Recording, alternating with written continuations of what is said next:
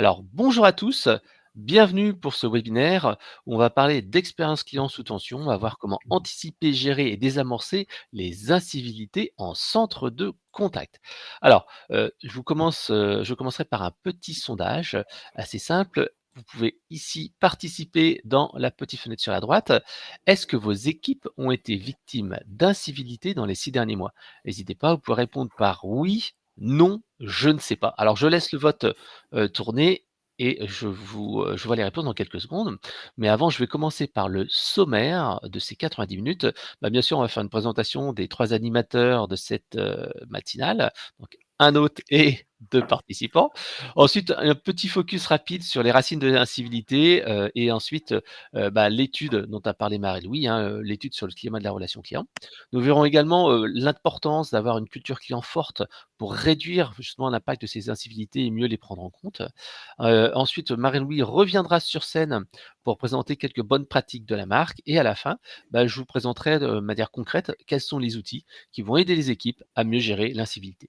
Et bien entendu, à la fin de cette présentation, on passera à la session de questions-réponses et bien sûr, on essaiera de répondre au maximum de vos questions. Donc n'hésitez pas, vous posez toutes vos questions dans le chat et on se fera un plaisir d'y répondre de manière la plus détaillée possible à la fin de la session. Alors, ce que je vous propose, c'est qu'on commence par la petite présentation. Et donc, Guillaume, je te laisse te présenter. Eh bien, rebonjour à tous. Donc, mon métier consiste depuis 15 ans, à auditer le niveau de culture client des organisations et des collaborateurs des organisations. À date, nous avons interrogé plus de 100 000 collaborateurs en France, de différentes entreprises, de différentes tailles, de tout secteur, qui visent à savoir, de façon scientifique, on en parlera un peu tout à l'heure, quel est leur niveau de préoccupation client réel et sincère. Et c'est pas si simple parce que tout le monde a le sentiment d'être préoccupé client, tout le monde a le sentiment que d'avoir nourri cette conviction que le client est important et qu'il faut s'en occuper.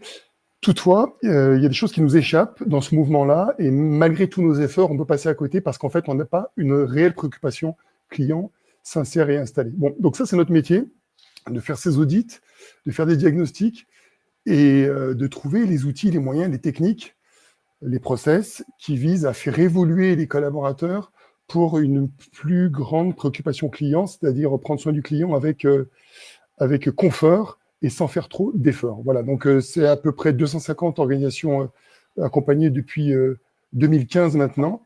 Et je suis ravi, depuis 3 ans, tout le monde parle de culture client, on se sentait bien seul entre 2015 et 2022 globalement. Mais là, ça y est, le mouvement est parti. C'est une bonne chose, le marché évolue. Ouais, et c'est vrai que le programme d'accompagnement est reconnu. On a pas mal de clients qui utilisent le COS, donc le Customer Orientation Score, et qui permettent de donc faire cet audit et ensuite, bien sûr, d'aller agir avec ce programme de formation qui fait diffuser une culture client. Alors, Marie-Louise, est-ce que tu peux te présenter? Pour ma part, effectivement, Marie-Louise, délégué général de la marque. Alors, ça veut toujours rien dire, délégué général, mais j'accompagne une association avec une petite équipe de 5 personnes. Et l'ambition de la marque, c'est effectivement de professionnaliser, de promouvoir ce qu'on appelle le management de la réclamation client, c'est-à-dire au-delà de la réponse qui est de l'ordre de la courtoisie due à un client quand il est insatisfait, c'est que faire finalement de l'information qui va avec la réclamation pour optimiser, voire innover, donc un levier de performance. Un second qui est, si un client est insatisfait, ça paraît être une évidence, mais s'il est insatisfait, charge à l'entreprise de le resatisfaire, pas juste pour qu'il soit content, mais bien pour qu'il soit satisfait, fidèle. Et la recommandation, parce que derrière la recommandation, il y a bien une logique économique, parce qu'il n'y a pas beaucoup de bisounours dans. Et puis un troisième point, une fois qu'on a évoqué l'innovation et la performance économique, c'est effectivement la transformation. Et là, on va rejoindre un point évoqué par Guillaume, qui est comment cette voix du client, quand on la fait résonner dans l'entreprise, peut permettre de repenser la manière dont on voit les choses, dont on fait les choses. Et donc, il y a une dimension culturelle d'orientation client, d'orientation réclamation client. C'est ce que nous disent notamment aussi les universitaires qui sont penchés sur notre berceau depuis quelques années. Et donc, c'est tout ça qui nous anime. Donc, professionnaliser, parce que la réclamation client a beau être peut-être le plus vieux métier du monde, on se rend compte que c'est quand même quelque chose qu'il nous faut repenser tous les jours avec des nouvelles bonnes pratiques. Et puis un autre point qui est de promouvoir, et là malheureusement je pense qu'effectivement avec Guillaume notamment on sera d'accord, il reste encore beaucoup à faire, parce que, cher client, je vous ai compris, voilà, il reste encore beaucoup à faire, du dire au faire. Voilà. Et donc, c'est ce vers quoi on essaie de travailler. C'est un peu plus. Enfin, c'est près de 350 entreprises aujourd'hui, services, industries, majoritairement françaises, et qui travaillent ensemble, notamment, je l'évoquais, avec pas mal d'universitaires pour essayer de rendre les choses concrètes, tangibles, et pas être uniquement dans du il semblerait. Et bah, c'est dans ce cas-là, on a mené certaines études, dont une avec Dauphine. Ok, bah, merci Marie-Louis pour cette présentation détaillée et surtout d'avoir anticipé cette présentation de l'étude dont on présentera une rapide synthèse tout à l'heure. Donc moi je me présente, je suis Frédéric Canavet, je suis responsable des projets digitaux chez Eloquent. Alors Eloquent, pour ceux qui ne nous connaissent pas, donc on est éditeur de solutions de relations clients. Donc notre but c'est d'aider les entreprises à mieux gérer, orchestrer, mesurer et améliorer les conversations et les interactions avec leurs clients via une plateforme cloud d'expérience client qui utilise bien entendu l'IA, avec une solution de centre de contact et de voix du client. Donc nous aussi, ça fait plus de 20 ans qu'on évangélise le marché, on est plus de 120 personnes à votre service, on gère presque un demi-milliard d'interactions, du chat, du téléphone, du SMS, du voicebot, du callbot, du chat, etc. avec nos plateformes, et on envoie près de 150 millions d'enquêtes de satisfaction chaque année. On est certifié ISO 27001 et 27701 pour la protection des données. Et un petit peu comme Marc, on approche les 350 clients. On est présent dans près de 40 pays. Donc le but, en fait, c'est bien sûr d'aider les entreprises à mieux gérer leurs interactions et à analyser leur parcours client. Donc on analyse les données, on fluidifie les parcours clients. Et tout cela, on le fait grâce à notre plateforme qui permet donc bien sûr de gérer les interactions clients, donc un logiciel de centre de contact avec voix, email, chat, SMS, réseaux sociaux, vidéo, j'en parlerai tout à l'heure. Et bien sûr, tout ce qui est reporting qui permet après d'analyser ces parcours clients, la qualification, l'orchestration et une partie IA, que ce soit au travers de l'analyse, quality monitoring, analyse des conversations, ou tout simplement les agents tels que le chatbot et callbot. Et je vais en parler dans quelques secondes. Voilà. Alors, avant de commencer et parler de l'étude qu'a évoqué Marie-Louis, je vous propose en fait de parler déjà sur le contexte. Pourquoi en fait on a fait ce webinaire sur les incivilités, les émotions au centre de contact. Il y a plusieurs raisons. La plus évidente, c'est tout simplement parce qu'il y a plus d'incertitudes économiques, c'est plus tendu, il y a plus d'aléas climatiques qui font, en particulier dans le domaine des assurances, le fait que les gens sont beaucoup plus on va dire, tendus s'ils ont des problèmes sur les questions de remboursement, de délai. On a également une exigence des clients qui sont en augmentation, des budgets qui sont plus serrés. Et parfois aussi, dans certains secteurs, on voit bien qu'il y a certains acteurs qui bousculent un petit peu les normes et qui font que le niveau d'exigence augmente et on n'est plus prêt à attendre, on n'est plus prêt à ne pas pouvoir poser une question 24 heures sur 24, etc. Donc en fait, tout cela fait qu'il va falloir gérer et revoir sa manière d'avoir des interactions avec ses clients.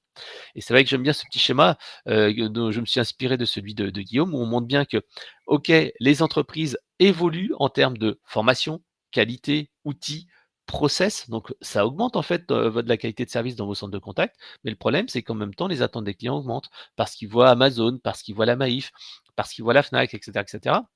Et ils se disent mais pourquoi c'est pas si simple avec vous qu'avec tous ces leaders? Donc en fait, le concurrent en expérience client, c'est bien sûr le meilleur de la classe. Après, je le disais, c'est aussi parfois un petit peu de notre faute. Puisqu'en fait, on sait très bien que certains canaux offrent moins de satisfaction de l'autre. Par exemple, le chatbot, où j'en ai parlé, il faut l'utiliser au bon escient, au bon moment, et toujours proposer une escalade, puisque le chatbot, c'est le canal de communication qui offre le plus d'insatisfaction et qui énerve le plus, avec 51% seulement de satisfaction. Et on voit que le niveau des très insatisfaits, c'est le plus fort. Donc attention à l'automatisation, il faut le faire à bon escient, autrement on a des clients qui sont énervés. Alors, pourquoi aussi il y a plus d'incivilité? C'est aussi un changement de culture. On voit bien que, les jeunes générations, c'est tout de suite. On veut chatter, on veut discuter, on veut Messenger. Donc les canaux digitaux, ça devient de plus en plus important pour eux. On veut plus passer au téléphone. Le mail, oui, quand c'est important, mais autrement non. On veut bien sûr, avoir ses réponses, mais aussi, en même temps, on voit bien l'émergence de plus d'incivilité, moins de retenue sur le vocabulaire. Et ça, c'est vrai que nos clients qui sont assureurs mutuels nous le disent. Maintenant, ça devient courant que les gens soient mal polis au téléphone. Et en plus, on voit bien tout ce qui est menace pour se lâcher, que ce soit j'appelle Julien Courbet ou je laisse des avis négatifs. Donc, on voit vraiment cet aspect incivilité qui est en forte croissance. Cette incivilité vient tout simplement d'un mécanisme. Souvent, au départ, il y a une frustration Donc tout ce qui est impuissance, humiliation, je peux pas répondre, j'ai des problèmes, vous avez une position de force par rapport à moi, tout ça, ça fait de la frustration. Si cette frustration n'est pas traitée, on arrive sur de la colère, de l'émotion, une petite goutte qui fait déborder le vase. Parfois, c'est un contexte particulier ou quelque chose qui fait qu'on n'a pas eu sa réponse, qui fait que ah, je vais avoir une colère, et tout ça, ça mène à l'agression, qui peut être verbale, physique, ou tout simplement les menaces, comme je le disais précédemment. Donc cette incivilité, elle arrive pas par hasard. Alors justement, pour enchaîner là-dessus, Marie-Louis a présenté lors de la 64e convention de la marque une étude qui était super intéressante, qui était sur le climat de la relation client. Alors Marie-Louis, je te laisse peut-être en parler et prendre la main. Ouais. Alors pour les adhérents qui seraient éventuellement sur le truc, lors de la 64e convention, c'est bien la cartographie des services réclamation dont on a parlé. Et je vais en parler un petit peu, mais je reviendrai évidemment sur l'étude sur le climat de la relation client qu'on a bossé effectivement avec Benamon. Juste pour remettre un petit peu de contexte, alors ça va être un peu pédant, et puis je suis désolé, je vais redire sans doute beaucoup moins bien ce que Frédéric a pu dire il y a quelques instants, mais il paraît que la meilleure rhétorique est la répétition, nous disait Bonaparte. Donc voilà, de revenir sur la marque, moins pour vous parler de l'association qu'avoir certaines choses en tête. Nous, effectivement, l'objet de l'association, c'est de travailler un point, qui effectivement, alors certains appelleront ça les irritants, l'insatisfaction, la réclamation, même si on a conscience que le mot utilisé a toute sa force.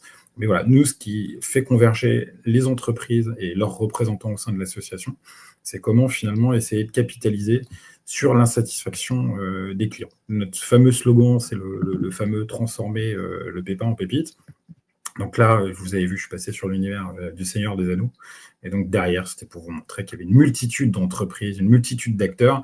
Et voilà, ils sont tous dans cette quête, quel que soit leur point de départ, si j'ose dire, d'où parles-tu camarade, quel qu'il soit. Voilà, ils ont cette intuition, ils ont cette volonté d'aller dans cette quête. Et du coup, on suit notre ami Gollum. Voilà, pour ceux qui ont suivi le Seigneur des Anneaux à l'époque, c'est le petit bonhomme qui se trimballe avec son anneau, et qui veut absolument le garder. Et puis il dit mon précieux, mon précieux. Et en fait, c'est pas mon précieux, c'est bien mon pépin, qui veut nous dire du début jusqu'à la fin, parce que le slogan de la marque, c'est bien transformer le pépin en pépite. Et donc, pas de pépin, pas de pépite, finalement. Et donc, ce que l'association, à travers ses membres, ou plutôt ses membres portés par l'association et ses ions de faire, c'est de sensibiliser les entreprises sur l'importance, effectivement, de l'incident, de la frustration, de l'insatisfaction. Et donc, c'est là où il y a déjà, si j'ose dire, un premier lien assez naturel avec le sujet du jour, qui est finalement comment le client peut mener à dégoupiller. Et on voit bien déjà dans les propos que j'utilise, c'est que très souvent, malheureusement, il faut en avoir conscience, on est à l'origine effectivement du pétage de plomb, de l'incivilité, ce qui n'excuse en rien cette dernière, mais qu'on a notre part. Et donc, ce qu'on disait tout à l'heure, et pourquoi on se saisit du sujet, j'ai pu évoquer en intro, et pour tous les quelques-uns qui auraient pu arriver après, c'est de dire la réclamation, une fois de plus, c'est pas du masochisme, mais c'est bien de savoir finalement qu'est-ce qui dysfonctionne pour permettre à nos organisations de pouvoir fixer, donc réparer, améliorer, dans certains cas, aller jusqu'à l'innovation. Là, je crois que tout à l'heure, tu n'as pas évoqué dans les best in class Decathlon, mais Decathlon, à mes yeux, est un exemple type. Alors, Guillaume, qui est passé chez Decathlon, le géant bleu, ne nous dira pas le contraire. C'est, voilà, Decathlon fait feu de tout bois de tout ce qui dysfonctionne et fait quelque part la preuve, non pas par la promesse, mais par les actes, que quand cette marque est au courant de quelque chose qui dysfonctionne, elle se fait fort de resatisfaire le client le plus rapidement possible. On le verra tout à l'heure en donnant des marges de manœuvre, etc. Et c'est d'améliorer, voire innover le produit. Dans certains cas, on va retirer le produit. J'ai une note inférieure, je crois à 4. On retire le produit effectivement de la marketplace ou de la vente en ligne. On va rebosser le produit. Puis et là, on voit déjà que c'est essayer de faire attention à ne pas frustrer le client, surtout quand on sait qu'il est frustré, parce que la communauté nous dit le produit n'est pas à la hauteur de la marque, de la promesse, etc. Innovation, resatisfaction, je l'évoquais tout à l'heure, voilà, avoir un client insatisfait, c'est finalement avoir la chance de savoir qu'il est insatisfait pour pouvoir le resatisfaire. Et on n'est pas dans une entreprise où le but c'est d'avoir des clients satisfaits. C'est bien d'avoir des clients satisfaits pour qu'ils soient fidèles et pour qu'ils puissent doper la recommandation de l'entreprise dans cette économie, dans ce système de la recommandation où finalement il y a tellement de défiance dans ce que peuvent dire nos marques. Alors certes, elles peuvent faire et donner envie d'eux, mais voilà, le bouche à oreille, la recommandation par des tiers, par on les appelle influenceurs ou simplement des camarades, est quelque chose d'extrêmement important. Donc voilà, comment doper cette recommandation et donc doper la performance économique en bout de ligne. Et puis ensuite, l'autre sujet qui est effectivement la transformation, c'est comment faire résonner cette voix du client, notamment quand il est insatisfait, non par masochisme, mais pour pouvoir repenser la manière justement dont on pense, dont on perçoit le client, dont on se met à son service, car quand on n'est pas au service du client, il faut se demander au service de qui on est. Et donc voilà, donc, ça c'est non pas le credo, mais les convictions de la marque, ce fameux transformer le pépin en pépite, c'est se saisir effectivement de ces irritants, et donc quelque part essayer de déminer. Donc pour ça, on avait à l'écoute de nos membres, on essaie de s'appliquer ce qu'on recommande auprès des entreprises et des marques, et effectivement, au moment du Covid, et même déjà un peu avant, et on avait déjà mené une étude sur ce qui avait été appelé par nos amis universitaires. À l'époque, c'était encore Reims Management School, devenu Neoma Business School. On avait mené avec une équipe de chercheurs pluridisciplinaires un travail sur les comportements déviants. J'insiste, les comportements, pas les clients déviants, mais les comportements déviants, notamment dans l'expression de la réclamation. Ça avait donné lieu à pas mal non seulement de travaux, mais de contributions et de productions universitaires que vous pouvez trouver sur Internet. C'est signé des articles Suquet et Rouquet. Et notamment, ils avaient remis un petit peu en balance cette notion du client roi. Voilà, donc vous verrez, il y a pas mal d'articles là-dessus. Et il y a quelques années, on s'est dit, ça serait pas mal de remettre à jour, non pas cette étude, mais la manière dont clients et marques se comportent, quelle est la qualité de cette relation client. Et donc, on avait approché cette fois-ci notre grand copain Christophe Bénavent de Dauphine pour voir si cette impression, ce ressenti finalement d'une montée en tension de la relation entre les clients et nos marques était effectivement une impression, une sensation, mais qui n'avait pas de fondement réel. Et du coup, d'autant que nous étions sortis du Covid. Et donc, on a mené une étude pour voir effectivement ce qui se passait. Et là, de manière très triviale, très condensée, je vais vous en donner quelques enseignements, pour ne pas dire l'enseignement, parce que ça ne sert à rien, si je veux dire, de tortiller. Il y en a un qui est fort et sur lequel, je pense, rebondira fortement d'ailleurs. Et quand on a lancé cette étude, voilà, on était, et on reste encore dans une session qui était extrêmement inflationniste. Donc là, c'est les cavaliers de l'apocalypse, les anneaux. Et donc voilà, on était une période d'inflation sécuritaire, question de turnover aussi, c'est quelque chose dont on pourrait parler. Effectivement, quand vos collaborateurs changent, voilà, vous savez vous-même en tant que client à quel point ça peut être irritant, ce qui est un euphémisme. Et puis également pour les managers, d'avoir à former, reformer. Et en plus, quand on a de la difficulté voilà, ça engendre des difficultés qui sont senties par tous. Et puis il y avait également la dimension sanitaire qui, elle, a disparu, me semble-t-il. Mais voilà, du coup, on pressentait à travers l'étude qu'on allait se taper tout ça. Et puis il y avait un autre point qui, moi, me semble au moins aussi important que les autres, et il faut bien que vous l'ayez en tête, vous, acteurs de la relation client, c'est que, contrairement à toute attente, à toute idée reçue. En tout cas, moi, ça a été le cas. Quand je me rappelle, c'était il y a une quinzaine d'années, on avait découvert cette première étude qui était sortie par Quelcoup à l'époque et qui présentait les Français comme les moins réclamants du monde occidental. Et à l'époque, avec Daniel Ray, justement, l'étude, on était un peu tombé de notre chaise. Et parce qu'on s'est dit, non, le français, il est réclamant, etc. Et puis, quand on allait dans le détail, après des interprétations, etc., non. Il est réellement pas réclamant. En fait, le français, il est extrêmement querelleur, il est extrêmement râleur, mais il a une telle défiance à l'égard de nos boîtes que finalement réclamer, ça voudrait dire, en fait, je me suis fait baiser au tirage, c'est-à-dire en gros, j'ai acheté un produit ou un service qui n'était pas à la hauteur de ce que j'attendais. Et je ne vais pas en plus aller réclamer parce que je me ferais avoir au grattage. Et donc, en fait, il faut bien avoir ça en tête, c'est que très souvent, quand le client vient nous voir, c'est qu'il le fait jamais par plaisir. Souvent, il y est presque, j'allais dire, acculé, mais spontanément, il ne vient pas, en fait. Le taux de réclamation dans les produits très courantes, de consommation très courante, on l'évalue à 4%. C'est-à-dire qu'en gros, sur 100 produits qui dysfonctionnent, dit-on, à travers les études qui sont encore à dispo, c'est sur 100 produits qui dysfonctionnent, il y en a 4 qui donneront lieu à une réclamation. Voilà. Donc on voit bien que le client, quand il arrive, souvent, il est déjà dans un état de charge, je ne vais pas dire émotionnel, pas forcément, mais voilà, c'est pas quelque chose de spontané, et souvent, quand il vient, il peut être au bout du rouleau. Ouais, donc on a quelqu'un qui est déjà sous pression quand il arrive au service client. Très souvent, c'est vraiment le cas. Donc, il ne faut pas se dire le français, il réclame par plaisir. Nous, c'était vraiment l'image. Et puis après, bon, c'était Algorand et Cahuc, tout ça, la société de la défiance. Donc après, quand on détricote, ce que je vous ai donné paraît évident, que le français n'est pas réclamant, mais c'est bien un truc qu'il faut avoir en tête. D'ailleurs, mettez en regard vos taux de clients insatisfaits et vos taux de réclamation. Quand une entreprise nous dit nous, tout va bien, on n'a pas de réclamation, et que leur taux de SAT est à 70 ou moins, vous voyez l'écart. C'est-à-dire qu'en fait, ils sont tellement insatisfaits, ils ont tellement peu confiance en votre marque, en fait, ils préfèrent partir que de réclamer, ou en tout cas, ils partent un petit peu. L'autre point, du coup, par rapport à ces fameux chevaliers de l'Apocalypse, c'était de dire, effectivement, comment va-t-on gérer la situation? Et la Gandalf, avec sa phrase mythique, You should not pass, si, en fait, il faut passer, parce qu'en fait, la pression est telle que voilà, elle s'exprime, et je pense que vous tous, malheureusement, acteurs de la relation client, que vous soyez en contact direct ou à travers les équipes ou ponctuellement comme manager, encadrant, ce que vous voulez, ou en faisant de la double écoute, on se rend compte que cette montée de la pression, elle est effectivement de plus en plus forte. Je ne sais pas quel sera l'objectif, pas l'objectif, mais le résultat du sondage qu'a lancé Frédéric sur l'incivilité au cours des derniers mois. Alors, il y a 70% de personnes qui ont dit oui et 19% non. Mais je pense que c'est parce qu'on a aussi un panel de personnes qui sont intéressées par le sujet, mais c'est vrai que c'est un montant très important. Après, voilà, et on en reviendra aussi, c'est important de définir les termes.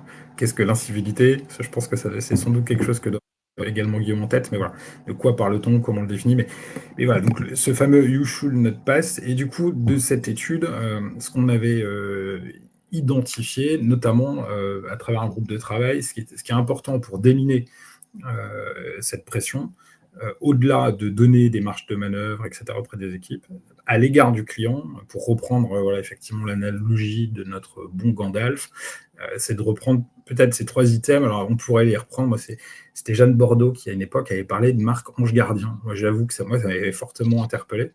Et en fait, je me dis, tiens, comment... Et en fait, la notion d'ange gardien, il y a un peu cette image d'Épinal qui est la lumière, les ailes, finalement, et l'épée. Et si on décline, c'était effectivement, avec la lumière, c'était d'éclairer pour donner de la visibilité, finalement, au client. Il n'y a rien de pire quand vous rentrez déjà de manière extrêmement contrainte dans un process ou une démarche de réclamation. Vous le faites rarement une fois de plus par plaisir, vous le faites souvent parce que c'est le bout du bout, ou en tout cas, c'est pas le moment fun. C'est de permettre, vous, en tant que marque, et donc de donner la possibilité à vos collaborateurs, à travers les process, etc., de pouvoir donner de la visibilité aux clients. Voilà, dans combien de temps je vais avoir une réponse, d'avoir des engagements, d'avoir une réassurance quotidienne, bref, de borner. Finalement, et il y a une étude qui avait été menée par un adhérent il y a quelques années, où en fait, ils avaient fait deux cibles. Une cible auquel ils avaient fait tout en sorte pour répondre très vite à des clients. Et donc, imaginons, ils avaient répondu en 7 jours, mais sans avoir rien précisé. Donc, ils ont reçu la réclamation, ils ont traité en moyenne 7 jours une première cible. Et puis, une autre cible à qui ils avaient apporté un accusé-réception. Et ils avaient dit, voilà, on vous répondra sous 15 jours. Et l'autre cible avait été répondue donc, dans un délai plus long, donc sous 15 jours et non sous 7. Et en fait, je vous le donne dans le mille, la seconde cible qui avait été répondue sous 15 jours était nettement plus satisfaite du traitement et de la gestion du temps qui avait été accordé au traitement de la réclamation que l'autre cible, l'autre population, qui avait une réponse plus rapide, mais qui avait été un peu lâchée dans la nature. Donc voilà, donner de la visibilité aux clients. Pour reprendre l'image Gandalf et de l'ange gardien, voilà, défendre avec ou protéger.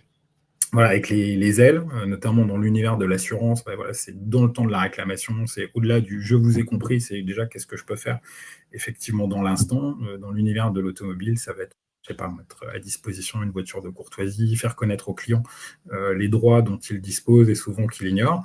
Et puis, il y a également le protéger, où là, ça va être plutôt l'épée, qui est de dire, des fois, c'est aussi de prendre fait et cause pour le client dans l'entreprise, pour faire évoluer la jurisprudence ou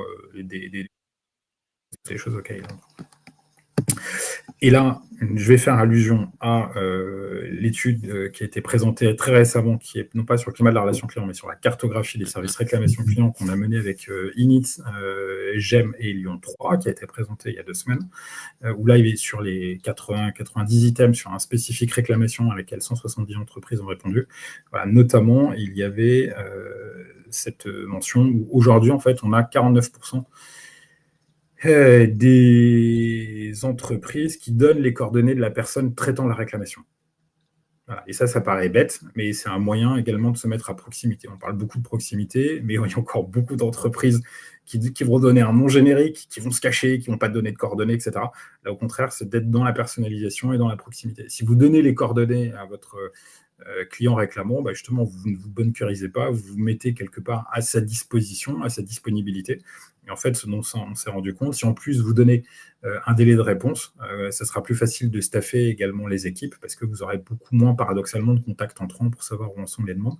Parce que le client a la possibilité d'avoir un moyen d'action sur le client. Et c'était aussi des choses qui étaient ressorties à l'occasion de l'étude. Ah, là, il y a ton micro qui est... voilà, ça a dû bouger légèrement. Bon, peut-être. Et je ne vous parle même pas effectivement de l'acuité réception, qui est un basique qui permet effectivement au client de savoir que la réponse a été communiquée. Voilà. Et aujourd'hui, donc, on est à 64% d'entreprises qui communiquent systématiquement également un délai de réponse avec également un warning. Et warning parce que ça fait quelques années qu'il chute, c'est sur les entreprises qui se fixent des objectifs de délai de réponse en interne. Là, effectivement, il faut qu'on arrive à reprendre la main et donc à nous de resensibiliser pour que tout le monde se sente partie prenante et que quand un chargé de clientèle ou un chargé d'affaires donne une information en disant on vous répondra sous X jours, qu'il sache qu'il est soutenu parce qu'en interne, il y a une procédure, je ne sais pas comment on appelle ça, qui va dans ce sens-là. Et puis, autre chose présentée il y a quelques jours, c'est sur le fait qu'on a aujourd'hui près de 30% des entreprises qui mettent en place les trois choses, à savoir l'accusé-réception, les délais, et puis l'information sur l'avancement du traitement de la réclamation, parce qu'évidemment, si vous n'êtes pas capable de tenir les délais qui ont été annoncés, le client il est capable de le comprendre, parce que si vous avez une expertise ou une contre-expertise qui doit être mise en place, ou parce que le problème est plus technique qu'il n'y paraissait à l'occasion de la première visite, il peut tout à fait comprendre qu'il faille revenir dessus, et en tout cas, c'est ce que nous disent les adhérents et leurs chiffres en termes de SAT. Donc derrière, voilà, il y a bien cette idée de donner de la visibilité, de défendre et de protéger. Et puis ensuite, là, et puis ça sera la passe pour Guillaume. Et puis je ne vais pas trop m'étendre parce que sinon je tirerai maladroitement le tapis, ce qui va sans aucun doute nous partager. Ce qu'on avait pu voir à travers l'étude, c'est que, rassurez-vous, quel que soit votre secteur d'activité, ce que tous les résultats nous montraient à partir des 1000 responsables et acteurs de la relation client en contact avec le client, je crois qu'ils étaient 1200 à avoir répondu à cette étude menée avec Christophe, c'est que tous nous faisaient part d'une vive augmentation de cette pression du climat de la relation client. Il y avait juste un petit secteur qui se distinguait. C'était le secteur de l'immobilier, parce que eux, c'était pas horrible, c'était catastrophique.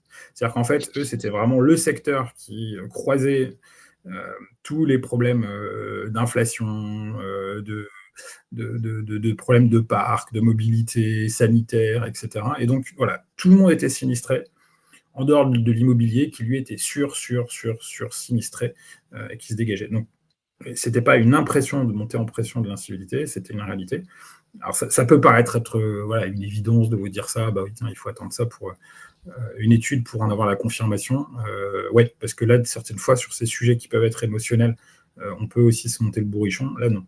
Ce qu'on a pu montrer et faire la démonstration, c'est qu'il y avait réellement une augmentation de cette incivilité dans le climat de la relation client. Si vous voulez les chiffres très concrets, vous pouvez taper Christophe Benavon, Amar, climat de la relation client, vous aurez plein d'informations avec des chiffres, si c'est ce que vous souhaitez. Moi, j'ai apporté plutôt une bande-son générique, mais il y a plein de webinaires qui sont en libre accès qui vous permettront d'avoir tout ça. Et pourquoi je parlais de Guillaume tout à l'heure, c'est que ce qu'on a pu constater toutefois dans cette étude, c'est que quel que soit le secteur d'activité, pour les entreprises, ou en tout cas pour les collaborateurs qui nous disaient définir leur entreprise comme étant extrêmement orientée client,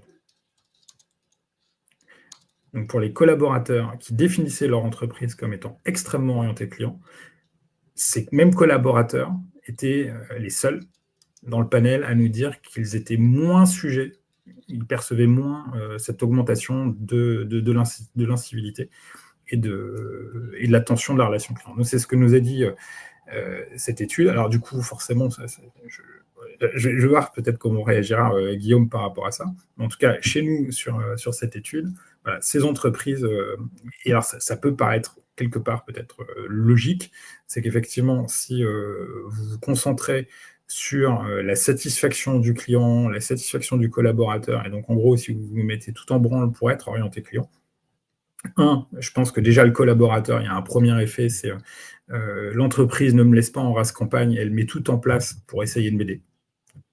Parce qu'elle met des procédures, elle m'aide, elle monte à me former pour être en capacité de répondre davantage aux insatisfactions du client. Et puis évidemment, quand vous mettez le poids du corps sur la satisfaction du client, à dégager les irritants, à faire en sorte que le parcours soit le plus fluide, que les promesses soient tenues, évidemment, en bout de ligne, vous avez ce qu'on a évoqué tout à l'heure, un client qui sera moins satisfait quand il montera effectivement en contact du service client. Et donc voilà. Et donc forcément, y avoir des collaborateurs satisfaits, c'est aussi avoir des convives qui sont plus sereins. Voilà ce que je pouvais vous dire sur le temps imparti, puisque je crois que j'ai tenu quasiment. Alors, j'ai justement mis dans le chat l'étude de Lamarck et de Christophe, et donc vous pourrez regarder le petit replay qui est dedans. Alors justement, c'est une très bonne transition. On a dit que la culture client aidait à mieux gérer les incivilités et les émotions. Donc, Guillaume, je te laisse justement la main sur ce sujet-là. Merci Marie-Louis. Marie-Louis, tu as tout dit. Je pense que je vais essayer de pas développer.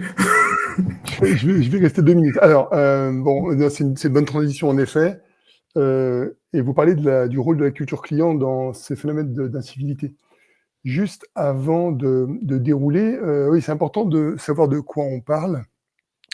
Souvent, quand on parle du traitement des incivilités, on se met souvent à la place d'un collaborateur qui doit gérer un client qui va être impoli. Moi, je vais prendre un pas de côté pour dire que ce qui va nous intéresser, c'est pas forcément que les clients impolis, irrespectueux, etc., mais les clients énervés au point de mettre en inconfort la personne avec qui il est en contact. Première chose, donc c'est l'incivilité au sens large. On est face à un client qui est agacé, énervé et qui le fait entendre. Bon. Et ce qui va m'intéresser aussi, c'est pas tant comment on gère cette personne-là que pourquoi elle est devenue comme ça. Effectivement, la personne qui doit gérer un client qui est extrêmement énervé, c'est pas confortable pour elle, mais elle n'est pas responsable. Notre collaborateur ou une collaboratrice n'est pas forcément responsable de ce phénomène. En revanche, autre chose dans la relation client a amené ce client à être énervé. Donc, si on veut aider un collaborateur à savoir gérer des clients énervés, faisons en sorte qu'ils ne soient pas énervés. D'où la boucle avec l'orientation client des organisations. Donc, vous voyez, je vais défocuser un petit peu. On va revenir évidemment sur la relation client et les plateaux de relation client proprement dit, mais on va défocuser un petit peu pour savoir de quoi on parle. Donc, la culture client, c'est évidemment quelque chose auquel on croit beaucoup et on a pu observer depuis une dizaine d'années maintenant à quel point ça fonctionne et ça fait la différence entre les organisations. Mais un petit rappel théorique. La culture client, c'est pas ce qu'on fait. La culture client, c'est ce qu'on pense. Sauf que c'était pas un scoop si je vous dis qu'on ne fait bien ce qu'on pense bien. Essayez d'embrasser une personne que vous n'aimez pas. Embrasser quelqu'un, c'est le résultat d'une attitude. C'est le résultat d'un état d'esprit. Je l'aime, donc je l'embrasse.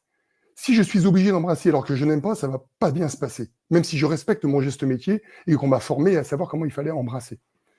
Donc, quand on parle de culture client, on ne parle pas de ce qu'on fait. Et j'en ai marre, voilà, c'est l'occasion, j'ai une audience pour le dire, d'entendre tous les jours ces confusions entre culture client et expérience client.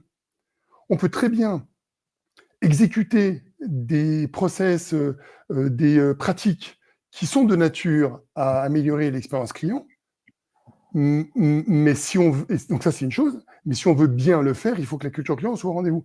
On peut très bien avoir des belles pratiques orientées client, au service de l'expérience client, mais dans une entreprise qui n'est pas orientée client, et ça va finir par se voir. Bon. Et inversement, on peut avoir une entreprise fortement orientée client, il y en a beaucoup dans les PME ou dans les ETI, qui n'ont pas les process en faveur de l'expérience client. Et pourtant, tout se passe très bien, et parce qu'en fait, ils ont un ancrage, une culture, une appréhension interne de la volonté de rechercher la satisfaction client, et ça de façon partagée dans toute l'organisation. Bon.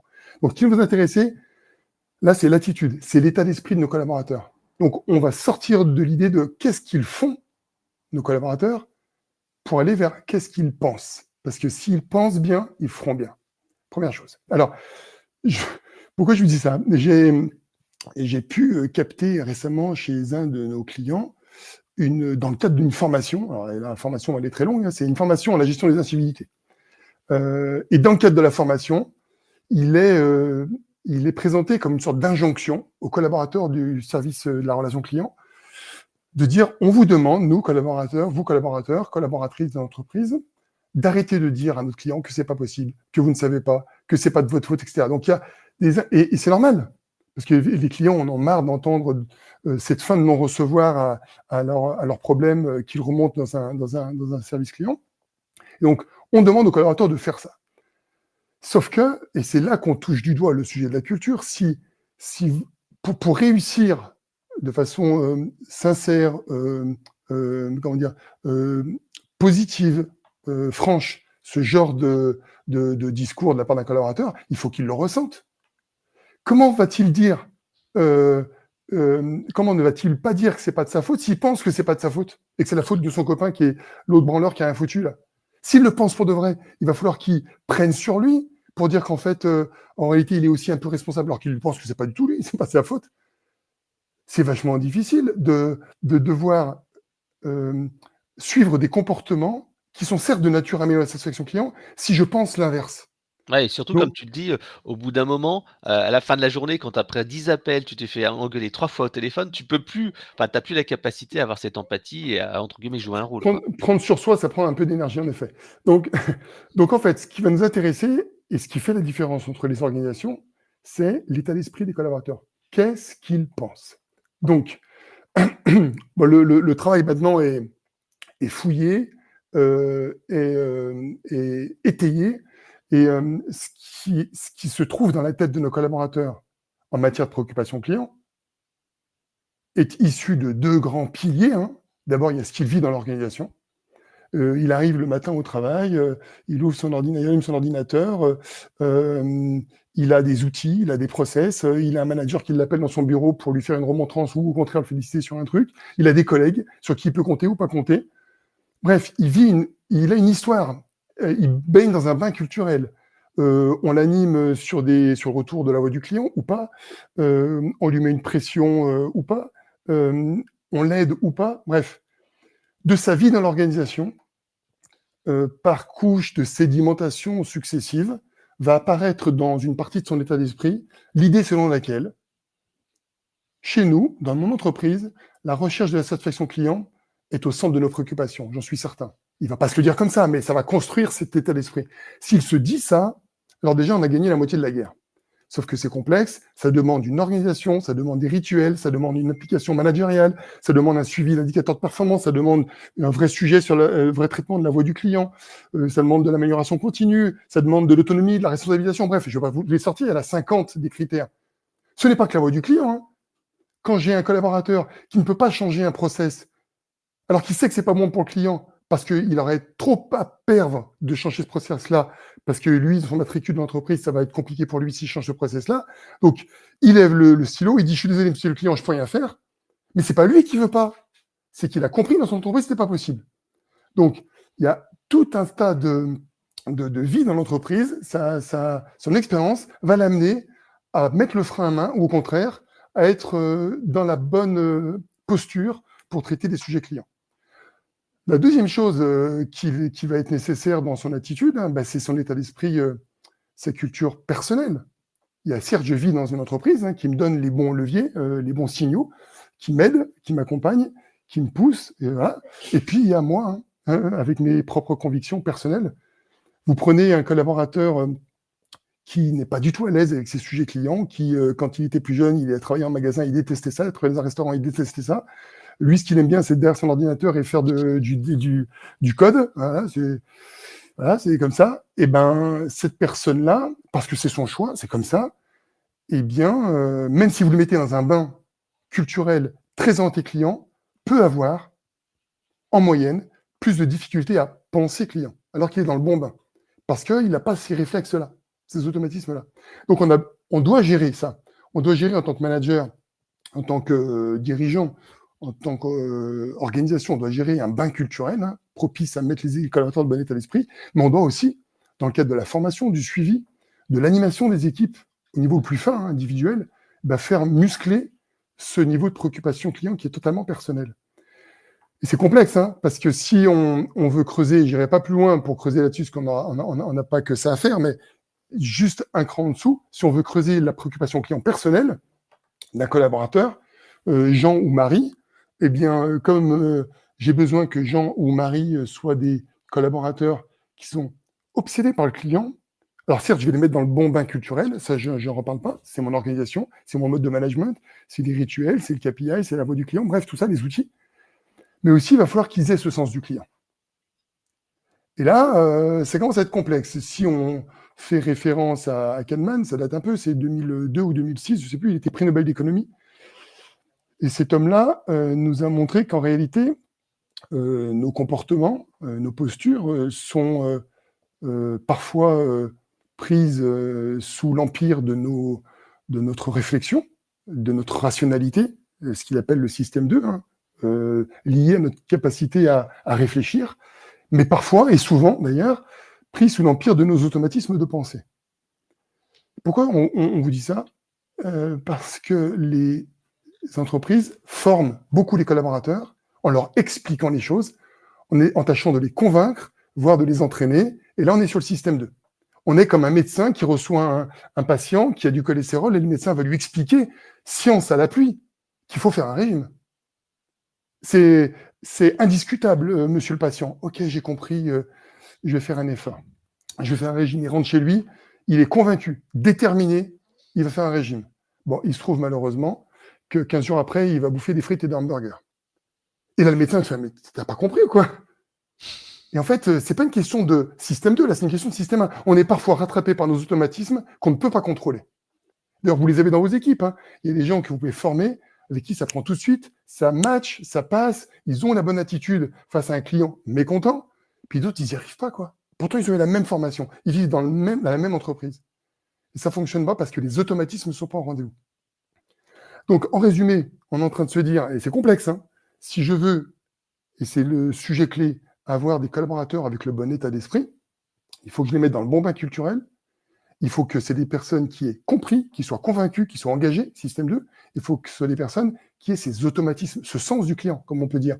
Un jour, je suis rentré dans une convention, le titre de la convention dans une entreprise, c'était « Pensons client ». Donc, ils avaient bien compris que le sujet était là, il fallait penser, il fallait avoir cette attitude. Sauf qu'on ne peut pas avoir cette injonction, on ne peut pas demander aux collaborateurs de penser. Ils pensent ce qu'ils veulent. Par contre, ils ne font pas ce qu'ils veulent. Et donc, nous, en tant que manager, on amène des collaborateurs à faire, ça en est fort, hein. On détermine des comportements, on fait des checklists, on fait des audits, on fait des visites mystères ou des appels mystères, sans se faire. Par contre, on ne peut pas leur dire « pense ». Ils pensent ce qu'ils veulent. Donc, on peut juste les amener et créer les conditions pour les amener à penser. Alors, maintenant que j'ai fait de la théorie, je vous partage quelques éléments de pratique que j'observe. Alors, je suis beaucoup aujourd'hui, en ce moment, depuis 6 mois, dans le monde de la banque et de l'assurance. Donc, et comme j'ai préparé ce support la semaine passée, évidemment, mais des exemples de ce secteur-là me sont revenus en tête. Bon, pour vous présenter l'impact de ce que je voulais vous raconter là sur la théorie. Donc, vous savez, il y a des sociétés de retail banking qui, pour des raisons de temps consacrées à l'administratif, des collaborateurs qui sont dans les agences bancaires, hein. Vous savez, il y a de moins en moins d'agences bancaires, et donc ces collaborateurs ont besoin de plus en plus de temps administratif, et donc ont moins de temps pour s'occuper du client. À quel ça ne tienne, hein, c'est pas très grave, hein. Voilà une entreprise qui décide de fermer l'accès au public des agences, une demi-journée ou une demi-journée par semaine.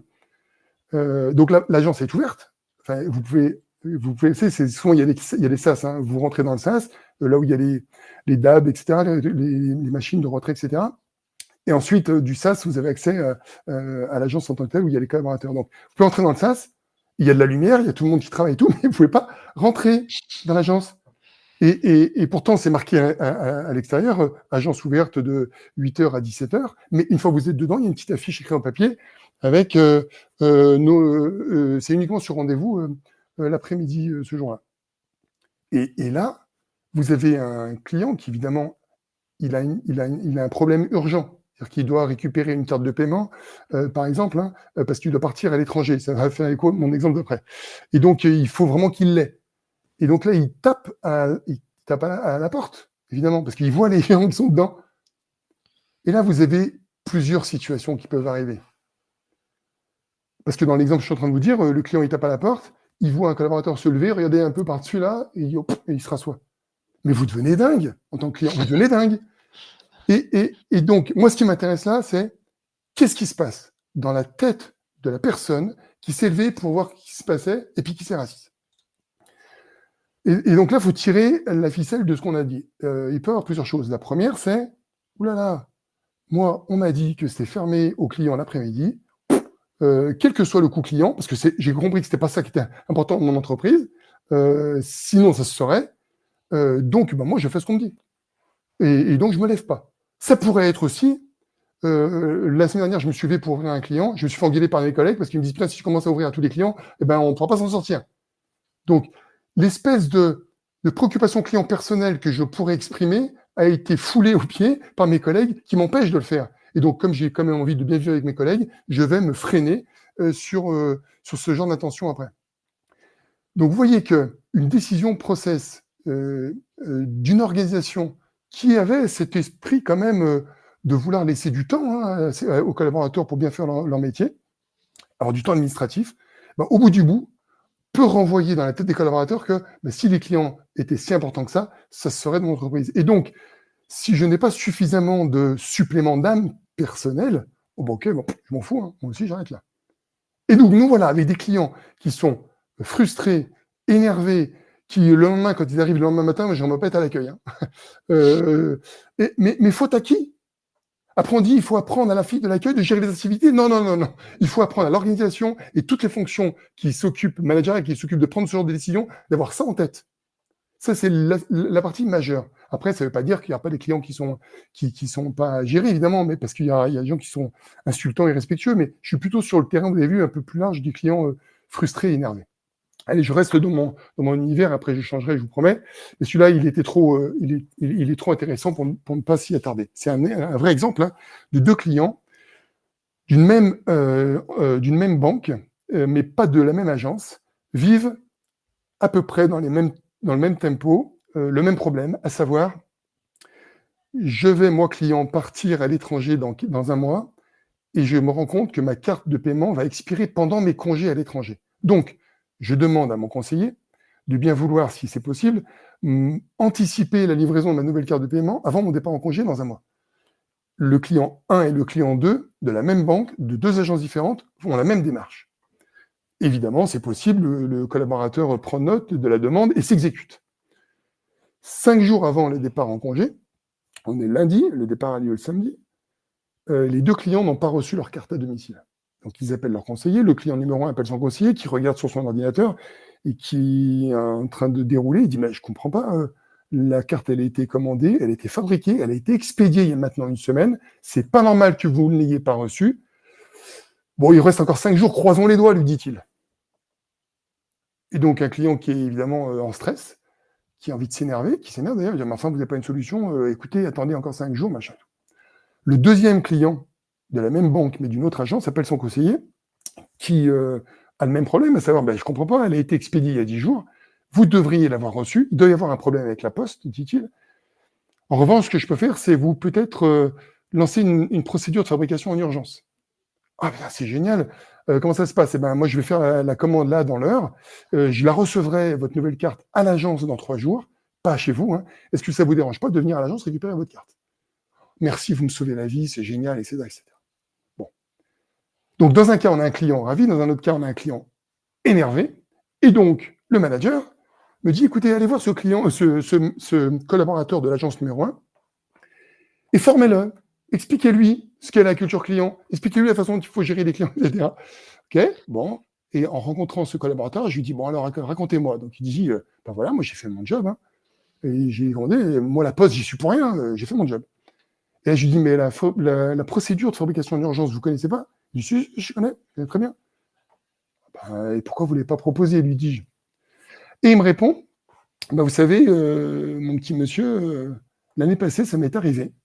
Un client, la même situation. J'ai lancé la procédure de fabrication d'urgence. Je devais la recevoir 3 jours à l'agence. Et 3 jours après, je ne l'avais pas reçue à l'agence. Parce qu'il y avait Martine, Julien et Joseph, la fonction support, ils avaient ça comme taf. Il y en a un qui était en congé maladie, l'autre qui était en congé maternité. Bref, ils n'avaient pas de temps, ils l'ont pas fait le job. Et 3 jours après, le client est arrivé. Et c'est moi qui me suis tout pris sur la figure. Donc vous savez quoi? Moi, j'arrête de m'exposer. Ils veulent plus, moi aussi j'arrête. Et je baisse les bras. Donc voilà un collaborateur qui pourrait bien faire, qui a la bonne énergie, mais qui a le sentiment de vivre dans une organisation dans laquelle il n'est pas aidé. Et donc ça crée de l'incivilité, mais faute à qui? Et donc en fait, l'incivilité que vivent nos clients, et là on est en train de prendre un exemple, ça touche les fonctions support, que personne ne voit, que, en tout cas qu'aucun client ne voit. Et pourtant, ils sont à la source d'une incivilité qui va être créée sur le terrain, parce qu'un collaborateur va se sentir dans des conditions de nature à ne pas prendre soin du client comme il le souhaiterait. Allez, et puis mon dernier exemple, pour parler de culture personnelle, individuelle, un client me remonte cette expérience intéressante lors d'une livraison Uber Eats. Donc le voilà faire une commande sur l'application Uber Eats, et puis on lui promet une livraison en 15 minutes, puis 20 minutes, puis 25 minutes, il commence à devenir dingue, et puis vous voyez le petit vélo qui avance. Et il voit son, excusez-moi, putain de livreur qui est arrêté depuis 5 minutes à 2 rues de chez lui. Il dit, mais qu'est-ce qu'il est en train de foutre l'autre? Donc, il est en train de fumer une clope avec ses potes ou boire une bière, qu'est-ce qu'il fout? Il s'énerve. Et là, il l'appelle. Et donc, vous savez, vous pouvez appeler hein, les livreurs. Donc, il appelle le livreur qui lui répond, tout sourire au téléphone. Faut pas vous énerver, monsieur. Vous savez que maintenant, on fait des doubles livraisons. Et là, il se trouve que j'ai été obligé de livrer pas loin de chez vous à une personne qui a 5 étages et pas d'ascenseur. Donc, ça me prend un peu de temps. Je suis désolé, j'arrive. Et il arrive avec le grand sourire. Et le client, hyper énervé, à juste titre, hein, parce qu'en fait, il ne comprenait pas, et ben, ça a sauté complètement avec un collaborateur qui a, pour le coup, un sens du client personnel particulièrement élevé, parce qu'il faut se le taper, le client énervé au téléphone, alors vous vous tapez 5 étages et vous avez une pression pour gagner 2 balles à la livraison. Donc c'est ce qui peut l'amener, ce collaborateur-là, à avoir ce supplément d'âme, c'est simplement une préoccupation client individuelle. Alors vous allez me dire, oui, mais ça, on n'y peut rien. On est tous plus ou moins tes clients, ce qui n'est pas tout à fait vrai, parce que ça se travaille. Donc, en résumé, ce que je suis en train de vous dire, là, et je ne vais pas être beaucoup plus long, c'est que face à un client qui peut être agressif, qu'est-ce qu'il faut faire? Il faut qu'on donne à nos collaborateurs leurs moyens d'agir. Il faut leur donner les moyens d'agir. Faut qu'ils aient les outils, il faut qu'ils se sentent autonomes et responsables, il faut qu'on leur fasse confiance, il faut qu'ils aient un soutien, il faut qu'ils aient de l'entraide. Faut qu'il y ait cette culture-là de faire le truc différent, spécifique pour nos clients. Si ils sont castrés sur ces sujets-là, ne nous étonnons pas que ça va être compliqué de pouvoir gérer des clients agressifs. Et enfin, il faut gérer son propre sens du client, personnel. C'est ça qui rend à la fois complexe, stimulant, mais c'est un monde qui s'ouvre à nous sur les décennies à venir, sur comment est-ce qu'on peut aider les collaborateurs à avoir ce sens-là du client. Et ça se travaille avec des rituels managériaux, des actions, des formations spécifiques. Souvent, je dis à mes collaborateurs que je peux former, Nadal n'est jamais né avec un coup droit. Il en a fait des centaines de milliers de coups droits. Donc, c'est pas parce qu'on va mettre nos collaborateurs une journée dans une session pour leur expliquer la vie que c'est bon, c'est gagné. Il faut faire et refaire et refaire. Et en fait, avant que ça devienne un automatisme, il faut être obstiné sur ces sujets-là. Et c'est des rituels managériaux, pas tant que ça, hein, pas de nombreux, mais il faut rien lâcher. Donc ça, c'est les sujets sur lesquels on travaille, mais autant sur la partie individuelle que sur le contexte environnemental dans lequel vivent les collaborateurs. Et ça va complètement apaiser les relations. Et donc, et c'est vrai que je me souviens de cette anecdote qui est dans le livre Culture Client que tu as publié il y a déjà 2-3 ans ou quelque 3 chose ans. comme ça. Ouais. Et il y avait donc une mutuelle que vous aviez formée. Et c'est vrai qu'au lieu de faire une formation classique, je crois que c'était avec Frédéric Ballantieri ou quelque chose comme ça, qui disait qu'au lieu de faire une formation classique d'une journée, ils avaient fait comme ça des sessions. Et je crois que c'était tous les jours pendant un certain temps. Il y avait la minute du client ou Tous les jours pendant 5 semaines, ouais. Ouais, tous les jours pendant 5 semaines. C'est pas une minute, c'est plutôt 10 minutes ou un quart d'heure, mais c'est le principe, ouais. Ouais, et donc c'est vrai que ça transformait cette relation client et comme on disait, c'est transformer le geste en un vrai réflexe. Absolument. Et en fait, merci Fred d'évoquer ce sujet-là. Je peux vous montrer un exemple sur un plateau de service client, là, une petite équipe d'une dizaine de personnes qu'on a audité sur deux indicateurs, le système 1 et le système 2. L'orientation client réfléchie, système 2, je suis convaincu que c'est important. Et système 1, j'ai cet automatisme plus ou moins développé. Vous avez en gras le standard sur 100 000 collaborateurs. D'accord. Donc là, on a dans cette entreprise, sur ce plateau-là, pardon, énormément de collaborateurs qui ont un système, un automatisme assez développé et un système 2 très développé. On peut avoir des collaborateurs, ils sont heureusement peu nombreux, qui ont plutôt une conviction, système 2, réfléchi, assez développé, c'est important, pourtant ils ont un automatisme faible, voire négatif. Autrement dit, ils ont une aversion aux clients. Ça ne veut pas dire qu'ils ne sont pas professionnels, sauf que ce qu'on dit, c'est que c'est des gens qui doivent prendre sur eux, qui doivent contrôler leur réaction spontanée pour fournir le bon travail. Et au bout d'un moment, on arrête de contrôler. On finit par s'énerver quand ça fait toute la journée, comme tu dis, Fred, qu'on prend des problèmes au téléphone. Et donc, le sujet de cet exemple-là, c'est de dire, bon, voilà la moyenne du groupe, qui était au centre là, qu'est-ce que peut donner un travail obsessionnel pendant 5 semaines ou 10 semaines, et en tout cas régulier, pour changer nos réflexes. Et donc là, l'exemple, en l'occurrence, montre l'évolution qu'a fait ce groupe-là, en moyenne, sur la période de un peu plus d'un mois, sur les automatismes. C'est-à-dire qu'à force de rabâcher, à force d'être confronté, à force d'être stimulé, à force de travailler ces sujets-là, ça nous monte au cerveau, concrètement. Donc, évidemment, c'est comme les coups droits, ou les gammes en piano, si vous arrêtez pendant 2 mois, il faut tout recommencer. Mais c'est pour dire que le cerveau est capable d'enregistrer, de se modifier, de se bonifier et d'avoir des meilleurs automatismes. Il faut cesser de vouloir croire que les collaborateurs, il suffit de leur expliquer pour que ça l'intègre. Évidemment, c'est important, c'est le système 2, mais le système 2, ils l'ont. Qui va vous dire que c'est pas important? Quel collaborateur va dire je m'en fous de la relation client, de la satisfaction client? Donc l'enjeu, il est moins là que dans les automatismes. Bon voilà, je ne vais pas vous prendre plus de temps, j'ai beaucoup parlé, mais s'il y a des questions, j'y répondrai après. En tout cas, merci pour ce temps.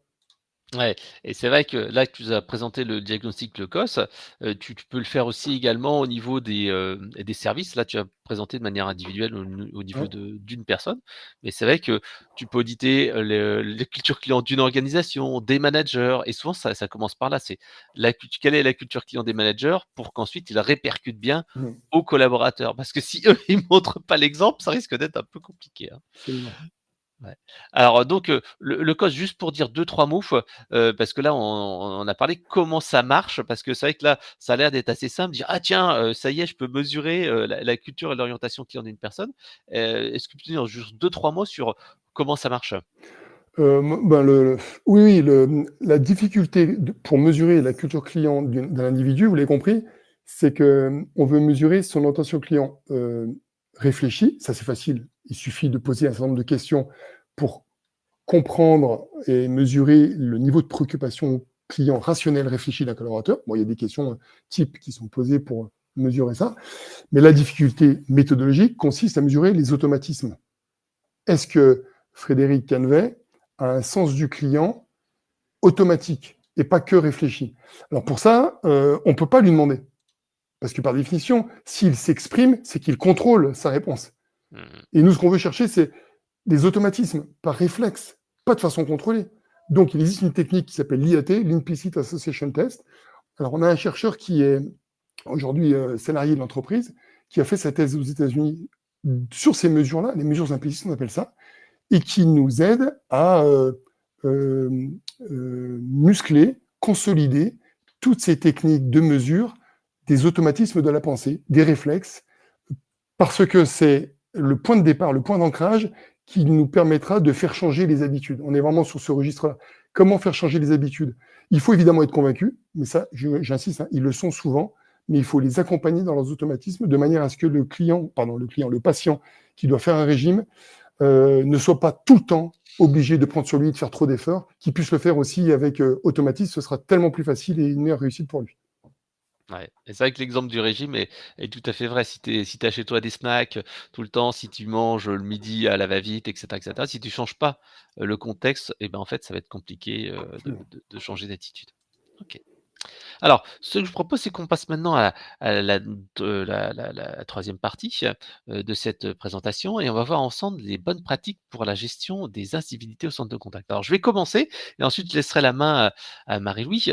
Donc là, moi, j'aime bien présenter ce cas-là. C'est Soli Hazard, c'est un de nos clients qui est équipé de nos solutions de centre de contact et d'enquête de satisfaction, clients et collaborateurs.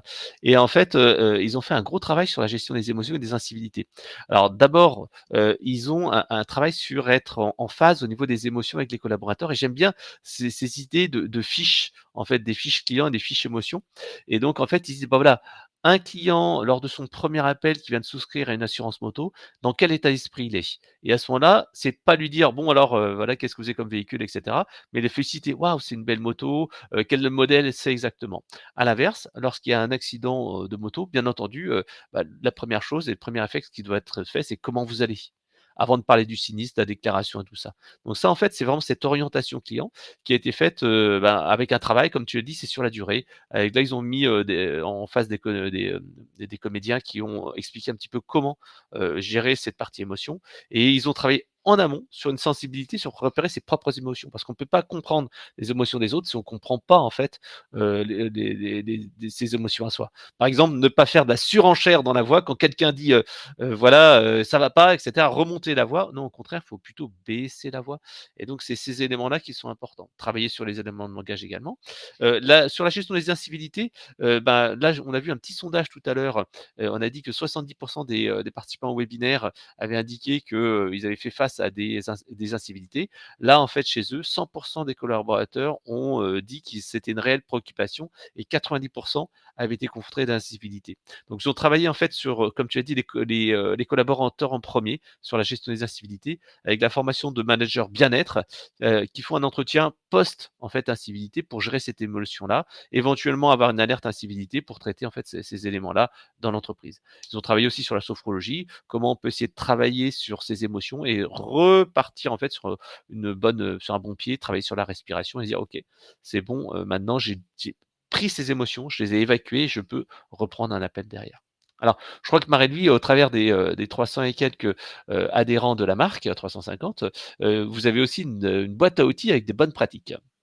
Ouais, alors du coup, c'est des pratiques que j'ai extraits de notre site qui est www.bonnepratique.marque.asso.fr, bref. Mais vous pouvez le retrouver sur le site de la marque qui est amarque.asso.fr. Voilà, sur un ton léger, ce qui a été identifié à vous partager, bah, justement, définir ce qui est une incivilité.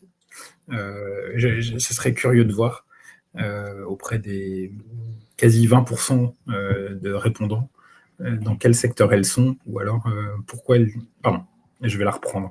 Mais je crois qu'il y a 20% de personnes sur le sondage qui disaient que les équipes n'avaient pas été confrontées à des incivilités au cours des 6 derniers mois. Et ce qui aurait été intéressant, c'est de voir qu'est-ce qu'on appelle une incivilité. Voilà, il y a plein de boîtes aujourd'hui, et ça a été, je pense, notamment, dit-on, développé par la mise en place du chat, et des bots surtout, où effectivement le bot, on est avec une mécanique, donc le bonjour, aujourd'hui a disparu d'un grand nombre de...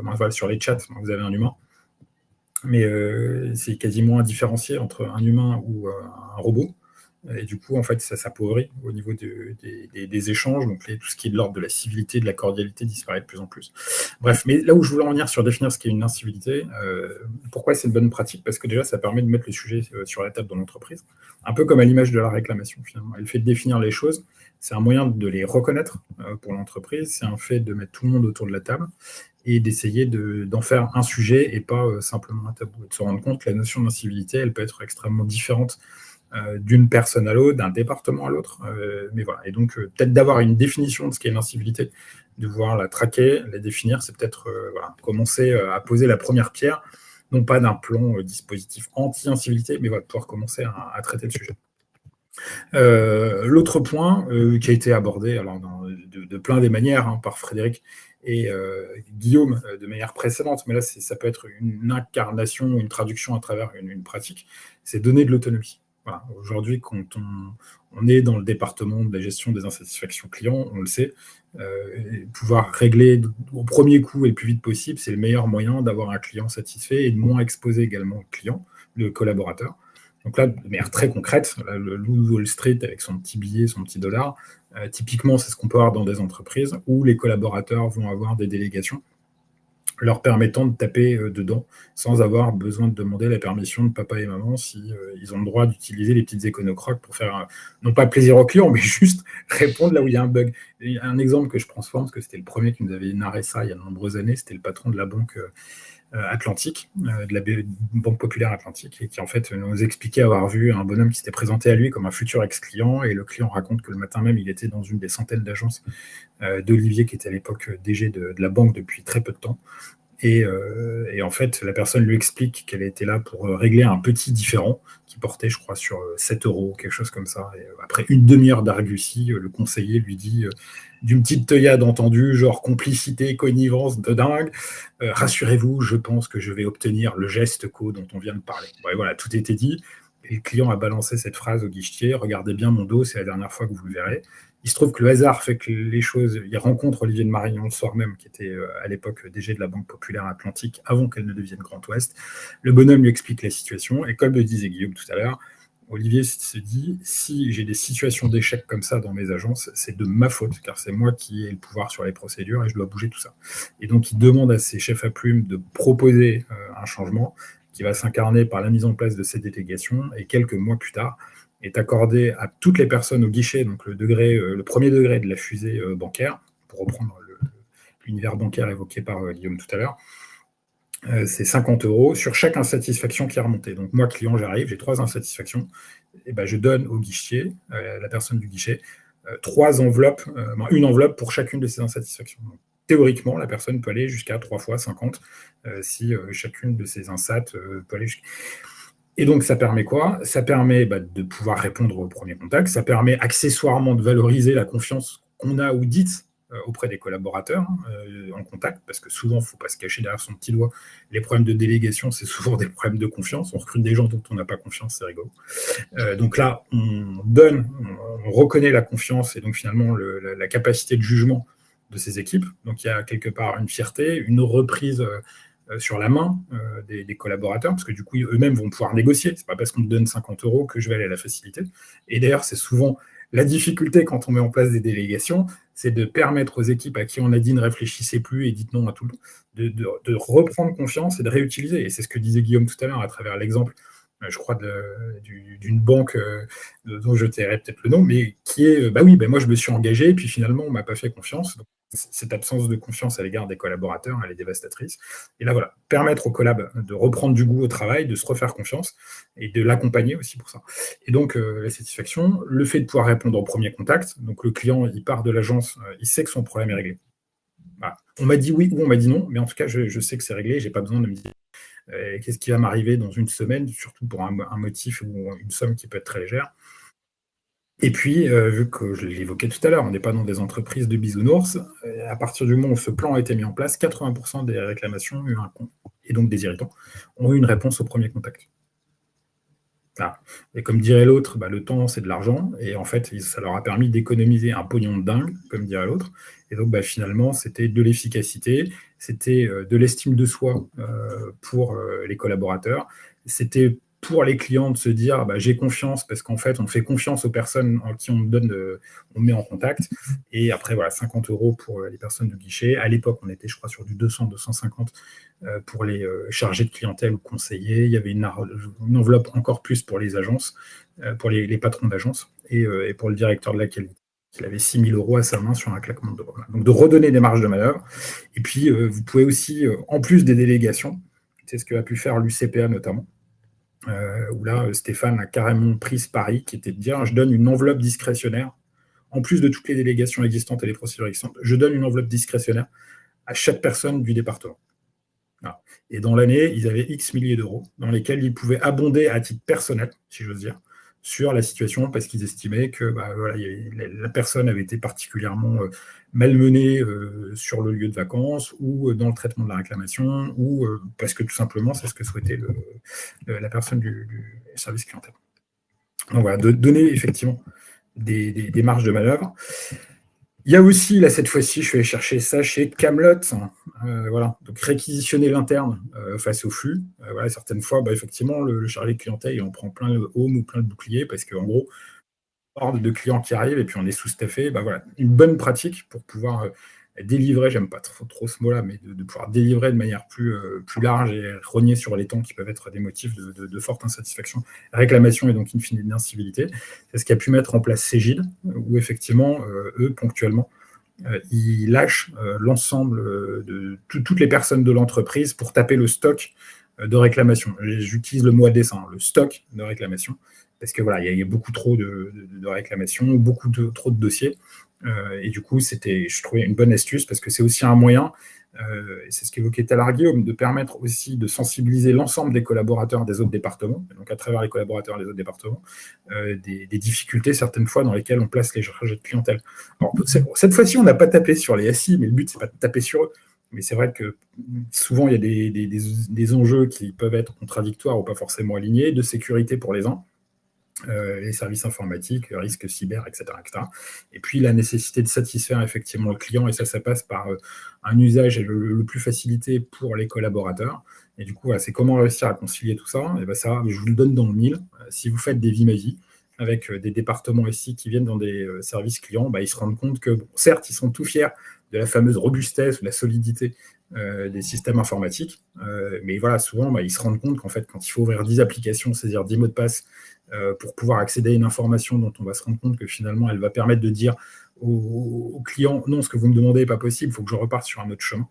Voilà, les services informatiques, et quand je dis ça, ce n'est pas pour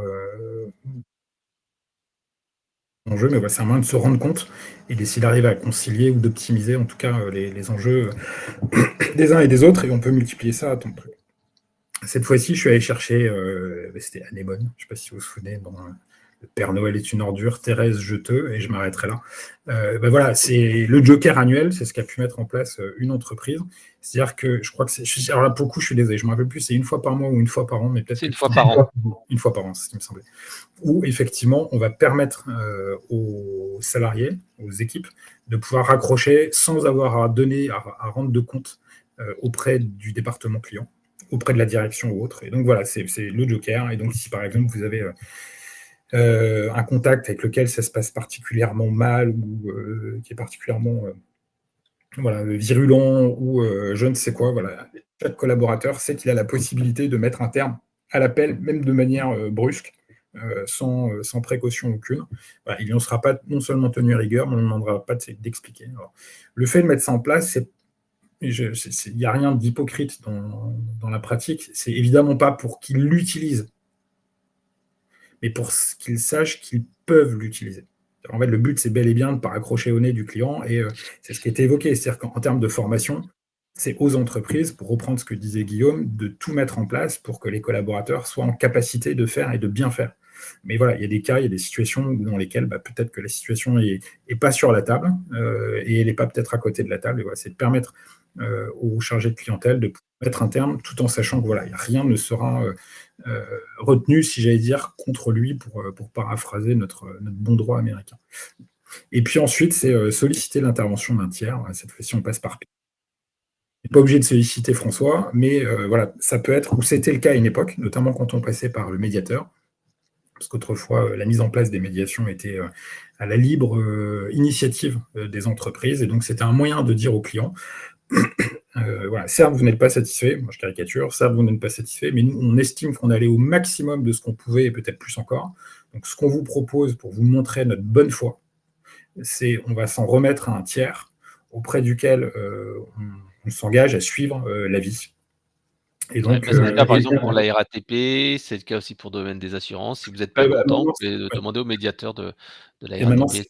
Maintenant, c'est effectivement vrai pour tout ce qui est en B2C, de relations marque à particulier, chaque entreprise. Une fois que tous les recours ont été éteints dans l'entreprise, vous devez vous voir proposer la possibilité de saisir le médiateur, qui du coup jugera cette fois-ci votre dossier. Et très usuellement, les entreprises y souscrivent. C'était un des points de la cartographie des SRC. Moi, je fais un mauvais teaser parce que j'ai plus le chiffre en tête et j'ai pas envie de vous dire de bêtises. Mais voilà, ce tiers, ça peut être un médiateur, mais ça peut être aussi un médecin.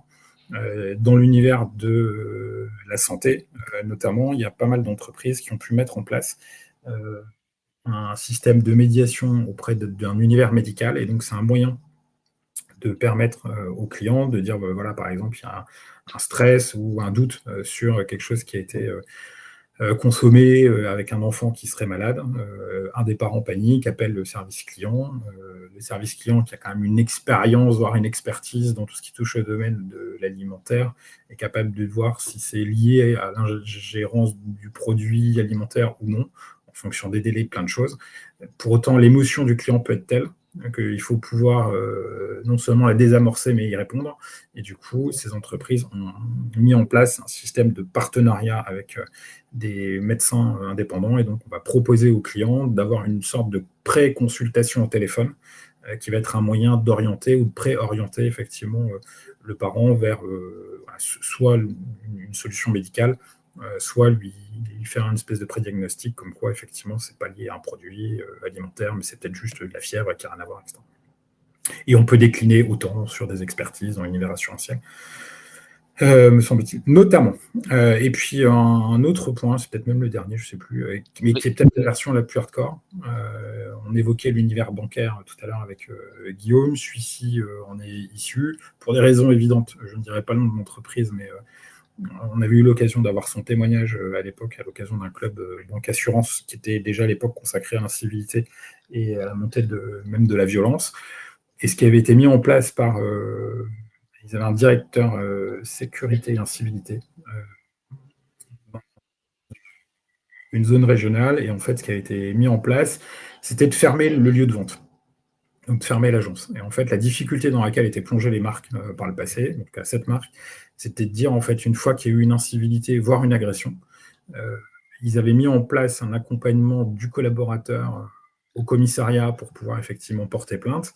Mais en dehors de cette... ils ne pouvaient pas aller au-delà que d'accompagner le collaborateur. En fait, ce qu'ils ont mis en place en fermant le magasin, c'est de pouvoir arguer une perte de vente et donc d'avoir un préjudice et au nom de ce préjudice, de pouvoir porter plainte de manière solidaire, pour reprendre le terme juridique, donc de porter plainte avec, d'être éligible à une plainte avec le collaborateur contre le client ou en tout cas la personne qui était passée en agence et qui avait eu un comportement complètement inadéquat. Et donc là, ça permettait aux collaborateurs concernés de se dire, voilà, on n'est pas simplement dans du passage de crème, oh, tout va bien, je t'ai compris, voire je t'ai suivi, et c'est très bien, et il faut le faire, et il faut effectivement aller plus loin. Et là, cette marque avait trouvé la possibilité d'accompagner le collaborateur plus loin en prenant la procédure du coup à son compte, parce que étant solidaire à la plainte, il pouvait instruire, être accompagné sur un plan juridique, etc.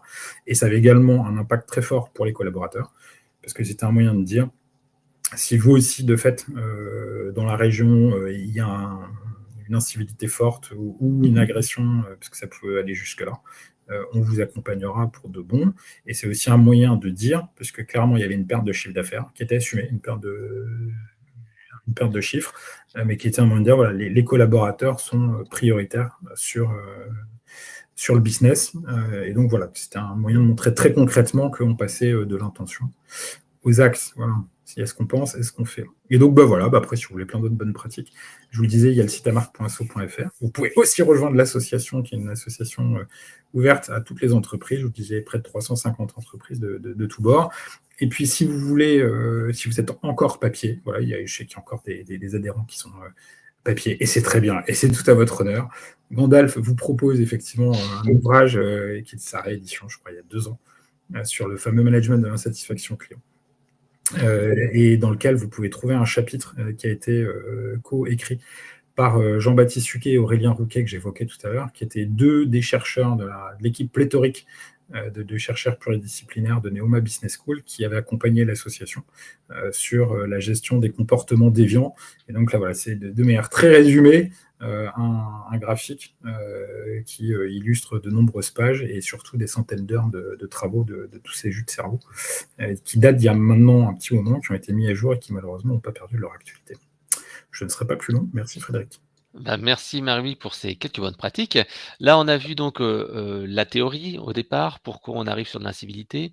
On a avec le climat, l'étude que tu as présentée. On a vu avec Guillaume l'importance d'avoir une culture client afin de réduire justement l'impact de ces incivilités et essayer de corriger en amont les process. On a vu avec toi quelques bonnes pratiques. Maintenant, je vous montrerai les outils, puisqu'en fait, il y a l'organisation, mais il y a aussi des outils pour gérer ces incivilités. Alors moi, je les ai classés en fait en 4 grandes catégories. La première en fait, tout simplement, c'est ce qui concerne tout ce qui est proactivité. Comment on va anticiper les problèmes avant qu'ils arrivent. Donc le meilleur moyen le meilleur, je dirais, le meilleur appel au service client, c'est celui qui n'arrive pas parce qu'on a corrigé les process, on a fait de l'anticipation. Le deuxième manière, c'est tout simplement d'anticiper des points noirs du parcours client et c'est de les détecter. Le troisième outil, c'est tout simplement le coaching des équipes. Et le dernier, c'est de simplement donner du sens. Alors le premier, ça va être simple, la proactivité, c'est passer de la réactivité à la proactivité. La réactivité, qu'est-ce que c'est? C'est j'ai les clients qui m'appellent, ils sont pas contents, ils ont déjà du stress, ils ont déjà monté en pression, ils veulent avoir une réponse rapide. Et là, en fait, forcément, quand on est dans cette situation-là, c'est compliqué. Donc l'objectif, c'est d'essayer d'être proactif, de faire en sorte de prévenir le client, même s'il s'y attend pas, et surtout d'anticiper les choses et de faire un suivi. Et c'est vrai que j'aime beaucoup cet exemple d'Aude Paris, qui est un de nos clients pour le centre de contact. Et ben, il y a des clients en fait qui sont habitants d'immeubles dans Paris, et en fait, ils se rendent compte qu'il y a une fuite d'eau. Et ils se disent: «Mais où est la fuite?» Le problème souvent dans Paris, c'est de dire: «Mais dans quel immeuble? Dans quel endroit? Est-ce que c'est quelle canalisation?» Et c'est intéressant parce que le centre de contact, avec les appels qu'ils arrivent à géolocaliser entre les immeubles, ils disent: «Ah, on sait que c'est dans ce quartier-là, mais c'est tel immeuble, tel immeuble, tel immeuble qui nous appelle, donc la fuite est en dessous à cet endroit-là». Et c'est vrai que c'est un bel exemple de collaboration entre, le centre de contact et les opérationnels du terrain. Là, on est en proactivité, donc avant que les clients, rentrent, parce qu'ils nous disent très bien que les Parisiens, ils commencent à rentrer à partir de 17h30 jusqu'à 18h30 et c'est là le pic et que c'est justement en amont, quand il y a au début de journée des gens qui disent: «Ah, il y a un problème là, là, là», qu'il faut agir avant que ça dégénère et que ça devient complètement, ingérable et ils le disent aussi. Dans ces cas-là, ils mettent un petit message dans les SVI: «Vous habitez dans tel quartier de Paris, sachez que nos équipes sont en cours d'intervention, le délai général est de temps». Ce qui permet donc de réduire cette insatisfaction et d'anticiper les choses. Donc la proactivité est vraiment importante. Un autre exemple dans le domaine des assurances complémentaires, enfin assurances plutôt pour les enfants. Donc si vous avez des enfants comme moi, vous savez qu'en début d'année, à chaque fois, dans le dossier scolaire, il faut mettre l'attestation, PDF, etc. Et ben en fait, un de nos clients comme ça, qui est équipé de notre solution aussi, me dit, bah voilà, en septembre, la première semaine, c'est appel sur appel sur appel. Et donc, leur moyen pour eux, c'est d'essayer d'anticiper les choses. Et donc, ils envoient un SMS en Hey, est-ce que vous saviez que vous pouvez télécharger votre attestation dans l'espace client? Et donc, en fait, les gens, au lieu d'aller appeler le jour J et de se dire oh, mais comment c'est compliqué, comment je peux faire pour voir tout ça? En fait, ils ont un lien direct. Et ça, c'est le SMS que je reçois chaque année qui me dit Hey, attention, n'oublie pas d'aller récupérer le SMS. Le tout, c'est de le faire dans le bon timing. Et là, en fait, leur intérêt à eux, c'est de réduire ces appels et de plus être vraiment en rush, essayer de prioriser bien sûr sur les appels d'urgence avec la qualification automatique. Et ça, on va pouvoir utiliser le bon canal, SMS, email proactif, ça peut être du callbot, du self-care. Il y a vraiment beaucoup d'outils qu'on peut mettre en application chez nos clients. Un autre point, donc, c'est les points noirs du parcours client. Donc, les points noirs du parcours client, tu l'as dit Guillaume tout à l'heure, si on arrive à anticiper les raisons pour lesquelles les clients sont pas contents, détecter ces petits signaux faibles où les gens disent je suis furieux, je vais vous quitter, ou comme tu disais, c'est la dernière fois que vous verrez mon dos dans cette agence, c'est l'idéal. Donc en fait, dans cette masse de réclamations, le but c'est d'identifier euh, les choses qui sont vraiment très très irritantes. Et c'est pour ça que l'écoute client est essentielle, parce qu'elle permet d'avoir un espace d'échange au lieu que les clients aillent se défouler sur les réseaux sociaux, sur LinkedIn ou demander de l'aide à Julien Courbet. Donc bien entendu, ce dispositif de mode du client a l'objectif opérationnel, donc de pouvoir régler les problèmes des clients, rassurer les prospects, mais c'est également un levier managérial, et tu l'as dit tout à l'heure, hein, c'est bien de montrer aux collaborateurs que la voix du client est importante. Et si on affiche des avis clients, si on a un mur des avis clients, si on arrive à former les collaborateurs avec ces avis clients et des écoutes téléphoniques, ces messages, et ben en fait, on va dire, mais regarde, c'est comme ça qu'il faut faire. Ça, c'est vraiment important. Et puis après, là, il y a bien sûr l'aspect stratégique, améliorer les produits, améliorer les process. Si une facturation n'est pas très claire, si elle n'est pas évidente, là, on fait les choses. On a vu le cas de Bouygues Télécom Entreprise qui nous avait dit, voilà, nous, on avait des retours des clients comme quoi les factures n'étaient pas compréhensibles, pas claires, et ça générait de la satisfaction. Et les gens du SI disaient, mais non, mais les factures sont claires, regardez, c'est bon.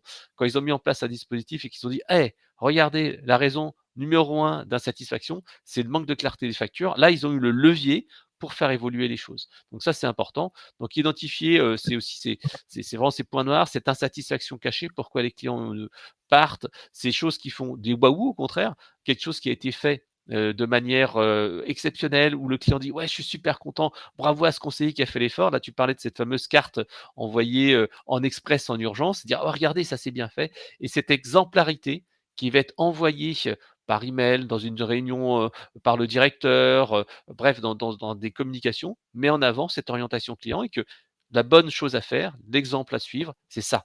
Donc cet exemple à suivre est vraiment essentiel. Comme tu as dit Guillaume, il faut faire en sorte que ça se travaille dans le temps. Alors l'IA justement nous aide beaucoup à travailler sur ce sujet-là, puisqu'en fait, bah, il va permettre d'analyser en volume l'insatisfaction et les gens qui sont satisfaits aussi, mais l'insatisfaction en priorité. Dès qu'on a plus de 1000 verbatim analysés par mois, l'IA est vraiment essentielle parce qu'elle permet de détecter les signaux faibles et surtout de voir quels sont les impacts. OK, on a mis en place une gestion des insatisfactions, on a agi sur tel truc, mais quel est l'impact sur la satisfaction?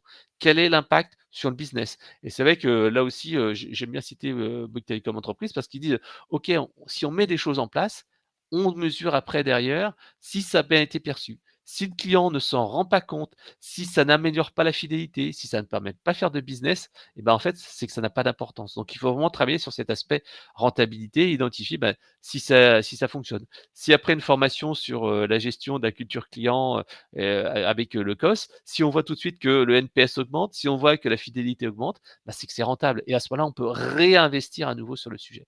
Donc ça, c'est vraiment important. L'autre point, c'est bien sûr la partie, coaching des équipes. Alors le coaching des équipes, on en a parlé tout à l'heure avec la partie formation, mais le coaching des équipes aussi, c'est de les accompagner lorsqu'ils arrivent dans l'entreprise. Là, par exemple, un de nos clients qui s'appelle Ikira, qui est dans le domaine en fait du recouvrement, ils ont mis en place un système de onboarding et d'offboarding process. C'est-à-dire qu'avec nos outils de voix du client et de voix du collaborateur, bah, quand un collaborateur arrive dans l'entreprise, même avant qu'il arrive dans l'entreprise, il a déjà une petite enquête. Au bout de 3 semaines, il fait un petit bilan, d'étonnement. Qu'est-ce qui se passe? Qu'est-ce que vous avez trouvé d'intéressant? Et ça, c'est important parce que les gens qui sont dans l'entreprise depuis 10 ans, 20 ans, en fait, ils s'en rendent plus compte des dysfonctionnements. Ils se rendent plus compte qu'il y a des problèmes. Et ce bilan d'étonnement qui est généralement fait à 2, 3 semaines après l'arrivée dans l'entreprise, permet de détecter des choses que finalement on ne voit pas parce qu'on est dans l'organisation depuis des années et on se dit: «Bah, c'est comme ça». Et c'est vrai que chez Eloquent, on le fait aussi, cette fameuse enquête, bilan d'étonnement au bout de 3 semaines et ça permet de détecter des pépites. Donc, bien sûr, ce programme-là, il doit être décliné avec un parcours collaborateur, l'accueil, le jour J, le programme d'intégration et vérifier que tout se passe bien. On doit également écouter les collaborateurs. Nous, ce qu'on met en place chez Eloquent, c'est l'enquête Pulse. Donc tous les trimestres, on envoie une petite enquête avec des smileys. Comment tu te sens dans l'entreprise? Un peu comme celui que vous voyez là. Et là, en fait, on est capable de se dire, mais ce qui va pas, il y a des collaborateurs qui n'ont pas les moyens, tu as dit Guillaume tout à l'heure, c'est ça, si tu n'as pas les moyens de travailler, comment veux-tu faire? Donc ça peut être aussi de la double écoute classique ou intégrer des gens dans les process. Là, on a un très beau témoignage de Consorente, qui est un de nos clients, qui fait du support IT. Et ils indiquent bien que si on veut que les collaborateurs soient beaucoup plus impliqués dans la gestion de pics d'activité, la gestion de problèmes, il faut les intégrer dans la solution parce qu'autrement, ça va être quelque chose qui va être imposé. Ils disant: «Non, mais c'est pas bien pensé, ils ont oublié ci, ils ont oublié ça». Quand on implique les personnes dans les projets, tout de suite, ça marche. L'autre point, c'est également remonter des cas difficiles. Vous avez parlé des délégations, tiens Marélie avec l'aspect bancaire, l'UCPA, en fait, c'est également important de se dire que le collaborateur, il peut aussi noter la peine qu'il a eue. C'est ce qu'on appelle l'Employee Effort Score, l'EES. Ça lui permet de dire: «Bah, j'ai une difficulté là-dessus de traitement parce que, j'ai pas eu les moyens. Il y a un process qui a dysfonctionné et il y a eu le client qui m'a, mal parlé» ou des choses comme ça. Là, en fait, on va pouvoir alerter le manager et ce manager qui va dire: «Ah tiens, il y a ce problème là-dessus». Ou alors le cas où le collaborateur, il a bien suivi les process, comme tu l'as dit Guillaume: «J'ai suivi les process, j'ai bien fait le truc», mais sauf que le client n'est pas content. Mais c'est parce qu'il a peut-être fait une erreur de son côté, peut-être qu'il y a quelque chose qui a été mal compris, un problème de délai et là, il est un peu coincé. Donc là, c'est un moyen de dire: «Hey, aidez-moi là, je voudrais qu'on fasse quelque chose». Et là, en fait, comme ça, on va pouvoir véritablement alerter sur ces dysfonctionnements, sur ces process qui ne fonctionnent pas. Il y a également le quality monitoring. Le quality monitoring, qu'est-ce que c'est? C'est l'écoute, hein. Dans nos produits, on a le quality monitoring intégré. Donc, on va pouvoir mesurer à la fois les hard skills, donc des compétences techniques, et des soft skills. C'est ce que vous disiez tous les deux. Les soft skills, c'est les compétences, l'empathie. Et donc, comme ça, on a une petite grille d'évaluation qui permet de voir est-ce que je suis à l'écoute?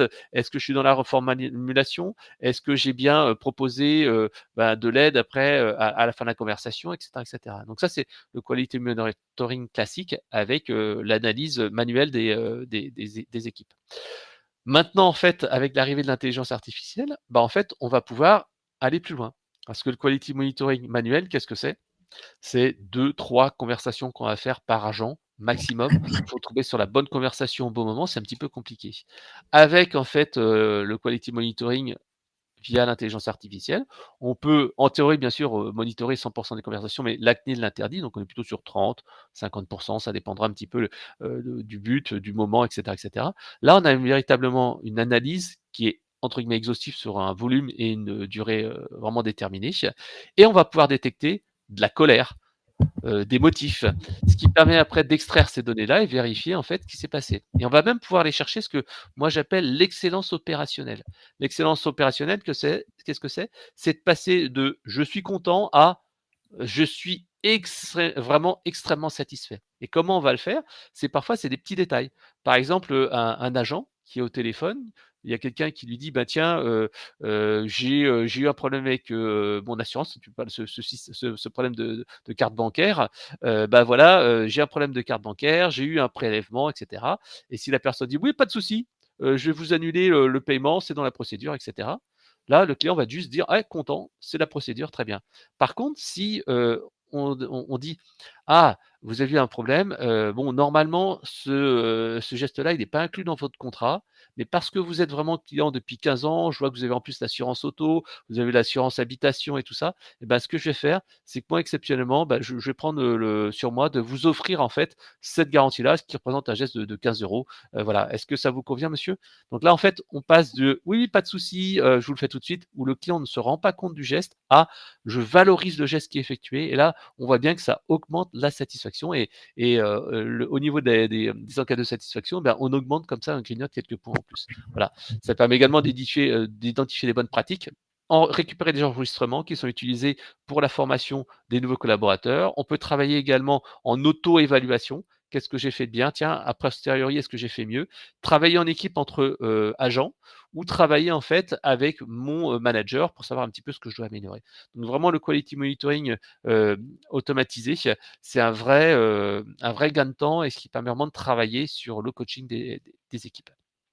Alors, le dernier point que je voulais évoquer, c'est la partie des outils. Donc, les bons outils qui vont permettre de réduire cette insatisfaction et ces incivilités. Le premier que j'aime beaucoup, c'est la visio-assistance. Et à chaque fois, en fait, je me souviens de cette anecdote qui avait été donnée par une personne d'Atlantique, donc qui fait des chauffe-eau. Et donc, en fait, il nous disait, voilà, il y avait un client qui était au téléphone, et il était avec un conseiller, et le conseiller disait, bah oui, si vous voulez mettre sur sécurité votre chauffe-eau, vous appuyez là-dessus. Puis le client disait: «Mais non, ça marche pas, je viens d'essayer». «Oh, attendez, vous avez essayé de faire ça? Vous avez enlevé le loquet, vous avez enlevé le truc là?» «Non, bah non, je vois pas de bouton, je vois pas de bouton». Et là, le client commençait vraiment à monter en pression, ça commençait à un petit peu à chauffer, et le collaborateur dit: «Bah attendez, ce que je vais faire, c'est qu'on va faire une petite visio». Et là, en fait, il lui envoie un SMS, le client clique sur le lien, il prend son téléphone et il commence à montrer le chauffe-eau. Et là, le collaborateur lui dit: «Mais attendez monsieur, nous c'est Atlantique, là c'est une autre marque, c'est le chauffe-eau d'un concurrent». Et là, le client a dit: «Ah, hop, ah bah là, je suis désolé». Et là, en fait, on voit bien que cette partie incompréhension peut facilement monter en pression quand en fait, on donne pas des yeux aux agents. Donc la visio-assistance, c'est vraiment un moyen de réduire ce stress-là. Pareil, quand on peut partager son écran à distance, pour des populations qui sont pas très fortes en informatique, les seniors, et cetera, ça peut vraiment faire la différence, parce que là, autrement, la personne a l'impression d'être prise pour un imbécile ou d'être vraiment un incapable, et ça, en fait, ça permet de résoudre tout le temps le problème. Et on voit qu'on augmente fortement la résolution au premier appel, 15% chez Kiloutou grâce à la visio, et des heures de temps de déplacement ou des choses comme ça, d'intervention. Sur la partie connaissances également, nous on voit de plus en plus chez nos clients la mise en place de bases de connaissances basées sur l'IA. C'est vraiment la petit truc en plus qui va permettre de faire monter en compétences beaucoup plus rapidement les nouveaux agents, ce qui permet aussi de gérer les multi-compétences parce que parfois, en fait, on a des collaborateurs spécialisés dans un domaine, mais pas dans l'autre. Avec les bases de connaissances qui sont générées avec l'IA, on va pouvoir poser une question, générer une réponse personnalisée avec la personne. Là, vous voyez à l'écran, ici, il y a la réponse même, et ici, on peut aller chercher une réponse qui sera vraiment personnalisée selon le contexte du client. Et ça, c'est vraiment quelque chose qui est très intéressant. Ça permet également de former des personnes. Je parlais tout à l'heure de modules de formation. Et ben en fait, maintenant dans les services clients, on va pouvoir, grâce à ce système de FAQ, mettre un parcours de formation intégré qui fait vraiment gagner beaucoup de temps. Et chez Darty, c'est quasiment plus 10% de NPS qui ont été mis en place grâce à ces outils-là. L'autre point, et je l'ai évoqué tout à l'heure, toutes les personnes qui sont insatisfaites, qu'est-ce qu'elles font? Eh ben, elles disent: «Bah, je vais aller me plaindre sur les réseaux sociaux, je vais vous mettre un avis négatif». Donc là, encore une fois, le but, en fait, c'est d'offrir déjà la même qualité de traitement entre le site web et les avis clients et le service client, parce que parfois, c'est les équipes marketing qui gèrent le web ou les avis clients. Le but, en fait, c'est de donner des moyens aux équipes du service client d'aller répondre sur ces différents canaux. Instagram, Facebook, avis sur Trustpilot, et cetera, et cetera. Donc ça permet de tout centraliser au même endroit, d'éviter que les gens envoient un email, envoient un message sur Facebook, et cetera, et qu'ils aient une réponse différente et pas le même niveau. Si j'envoie un message sur Facebook ou sur Instagram, c'est que j'ai envie d'avoir une réponse rapide, autrement je vais aller me plaindre. Donc voilà, donc ça permet vraiment de réduire ces multiples contacts et limiter les effets de bad buzz. Tu l'avais, évoqué tout à l'heure, cette partie SLA, c'est vraiment important, et nous, dans nos produits, on l'utilise beaucoup, chez nos clients. C'est dire, bah, voilà, quel est le délai de réponse moyen pour un email? Quel est le délai de réponse moyen pour un appel? Et ça, en fait, c'est super important dans ce suivi-là. Ça permet tout simplement aux collaborateurs de voir quand il y a un stock d'emails. «Ah, ce client, il est encore en retard depuis un moment», et ben, tout simplement, je vois ça, je suis manager, je suis superviseur et j'essaye vraiment de faire en sorte qu'on tienne ces SLA, même si elles ne sont pas annoncées en externe, au moins elles sont visibles en interne. Et ça, en fait, ça va permettre de vraiment gagner du temps. Un autre point, bien sûr, c'est la partie organisation interne, et j'aurais presque fini, on aura dépassé de 5, 6, 7 minutes. C'est fluidifier les process pour réduire l'effort client et le client qui est insatisfait. Donc tout ce qui est, par exemple, transfert d'appel interne, ça a l'air tout simple, ça a l'air tout bête, mais quand on est bloqué, qu'on peut transférer vers un manager, qu'on peut avoir du chuchotage, c'est-à-dire qu'un manager reste dans la conversation et me dit des choses qui me permettent de répondre aux clients. Le fait d'activer ou pas les canaux chauds, par exemple, de ne pas mettre de chat parce que aujourd'hui, il y a beaucoup d'appels et on va juste mettre l'email. Travailler sur aussi la conscientisation des problèmes. Chez certains de nos clients, on a ce qu'on appelle un wallboard, c'est un gros tableau de bord qui est disponible dans le centre d'appel. Et là, en fait, on voit le stock. Et s'il y a beaucoup de stock d'appels, s'il y a beaucoup d'appels en cours, ben on se dit, bah, je vais peut-être faire un petit peu plus vite pour traiter les appels. Par contre, quand il n'y a pas trop d'appels en cours, là, je vais prendre un peu plus de temps, je vais vraiment m'occuper de ça. Ça permet aussi de mettre en place des challenges. On a vu chez certains de nos clients, de se dire, bah voilà, il y a un stock d'emails qui ne sont pas traités. L'objectif, c'est d'en avoir tant traité chaque jour, et on voit bien que les équipes comme ça, tac, se prennent au jeu avec cet aspect gamification. Un dernier point que j'ai bien aimé, et ça vient, résonner avec ce que tu disais tout à l'heure, Guillaume, c'est ce fameux appel de trop. Et c'est vrai qu'il y a un de nos clients qui s'appelle le groupe France Mutuelle, qui a rajouté en fait dans les modes, d'indisponibilité des agents, ce qu'ils appellent le temps de décompression. C'est-à-dire que, lorsque un agent a eu un appel particulièrement difficile, bon, un client qui a été mal poli, un civil, mais ça peut être aussi un appel où le client a vraiment eu des difficultés, c'était un peu dur.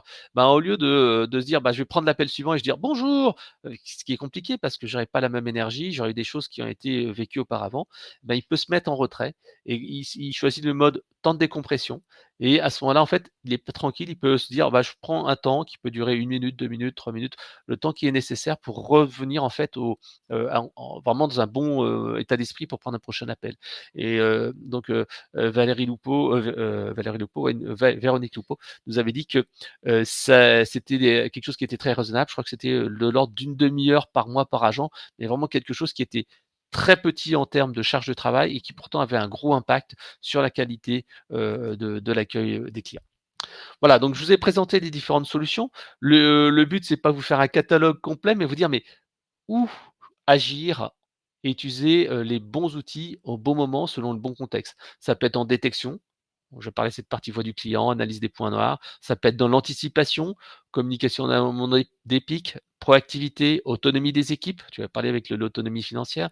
Ça peut être dans le traitement, remonter les incivilités, le bon canal, plus de latitude. Par exemple, proposer du web call back, c'est-à-dire proposer aux gens qui attendent trop longtemps d'être appelés.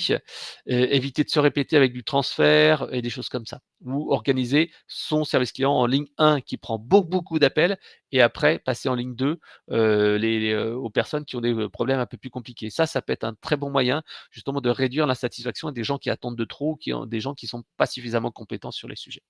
Et le dernier point, le coaching, l'onboarding process, quality monitoring, base de connaissances, etc., etc. Voilà. Donc tout ça, c'est des éléments que vous choisirez selon vos priorités et ce que vous allez pouvoir identifier dans les retours des clients. Alors, ce qu'il fallait retenir, et on va passer à la session de questions-réponses parce qu'on a débordé d'une dizaine de minutes, on voit bien qu'on va arriver dans un contexte de situation plus difficile parce que le contexte économique et écologique va exacerber les émotions, les tensions. Le but, c'est de commencer dès à présent à anticiper cela via la culture client, parce que tu as dit, Guillaume, ça met un certain temps. Ça se fait pas du jour au lendemain. Travailler également la formation sur les écrits, sur la manière de se présenter, ça c'est ce qu'on voit avec la marque, et donner ensuite, bien sûr, à vos équipes les bons outils et la bonne formation pour y faire face. Donc, il n'y a plus qu'à. Alors, les prochains événements, donc si vous voulez, on peut se retrouver demain à Niort, où je vais être présent au salon IN pour animer une conférence sur la gestion des émotions dans la relation client dédiée au secteur assurance mutuelle. Autrement, la semaine prochaine au salon Solutions, donc je vais animer 3 conférences sur le CRM et le centre de contact, les parcours clients omnicanaux, etc. Donc c'est à Porte de Versailles pendant 2 jours. Le 16 octobre, nous organisons une matinale avec Effici et Médée sur la relation client sous tension dans le secteur transport, logistique et énergie. Et on va voir en fait justement comment pacifier cette relation client. Et enfin, notre rendez-vous annuel, le CX Summit, plus de 1100 inscrits chaque année, où tout simplement, cette année, on va expliquer pourquoi plus d'IA fera plus d'humains. Et on verra aussi des ateliers sur l'intégration de l'IA dans la relation client. On va voir aussi des ateliers sur les KPI du centre de contact. On va voir la gestion de la satisfaction cachée. On aura des ateliers vraiment passionnants. Donc cet atelier, le 27 novembre, de 9h à 17h30. Donc n'hésitez pas. Vous pouvez aller sur le site Eloquent pour vous inscrire. Et si vous voulez en savoir plus, les coordonnées de différents partenaires d'aujourd'hui sont affichées. Donc Eloquent, si vous voulez une solution de centre de contact ou de voix du client du collaborateur, vous pouvez aller sur notre site internet eloquent.com. Si vous souhaitez contacter Guillaume pour mettre en place un diagnostic qui est un diagnostic de la culture client, qui est aussi un diagnostic en amont, on peut utiliser le cost recrutement pour vérifier que les personnes qu'on va recruter dans l'entreprise ont bien cette culture client, ce qui est un must. Vous allez sur cost-system.com, vous avez les coordonnées des collaborateurs de Guillaume. Et pour la marque, donc l'association pour le management de la réclamation, donc amarc.asso.fr, et vous pouvez les contacter aussi si vous voulez faire partie de l'asso, ou même, je crois que parfois vous ouvrez certaines conventions en libre accès, même à des tiers, c'est ça? Quand on a de la place de libre, malheureusement, c'est un luxe qu'on a de moins en moins parce que de plus en plus de monde. Voilà. Ah, peut-être en virtuel alors. En virtuel, oui, ça arrive fréquemment quand c'est ouvert à distance. Donc, vous pouvez demander à Marie-Louis si vous souhaitez assister à une convention avec un partage de bonnes pratiques. D'ailleurs, ça sera quoi la prochaine convention ou la prochaine édition? Alors, la prochaine convention, 19 décembre, je ne peux pas en dire plus sur le lieu parce que c'est pas encore officiel, et sur le thème qui devrait être le thème du pardon, parce qu'il y a un lien très fort, si on réfléchit 2 secondes, entre le management de la réclamation client et cette notion de pardon qui, a priori, est complètement extérieure à l'entreprise. Et qui pourtant nous permettrait de revisiter notre job, comme on l'avait fait les dernières avec la notion d'espérance. Et là, moi, j'en finirai avec ma dernière petite phrase pour faire le malin. Une phrase qui est la définition du remariage, qui était le triomphe de l'espérance sur l'expérience. Et en fait, on s'était dit que c'était plutôt pas mal et que ça rimait pas mal avec le traitement de la réclamation client, ou plutôt l'expression de la réclamation.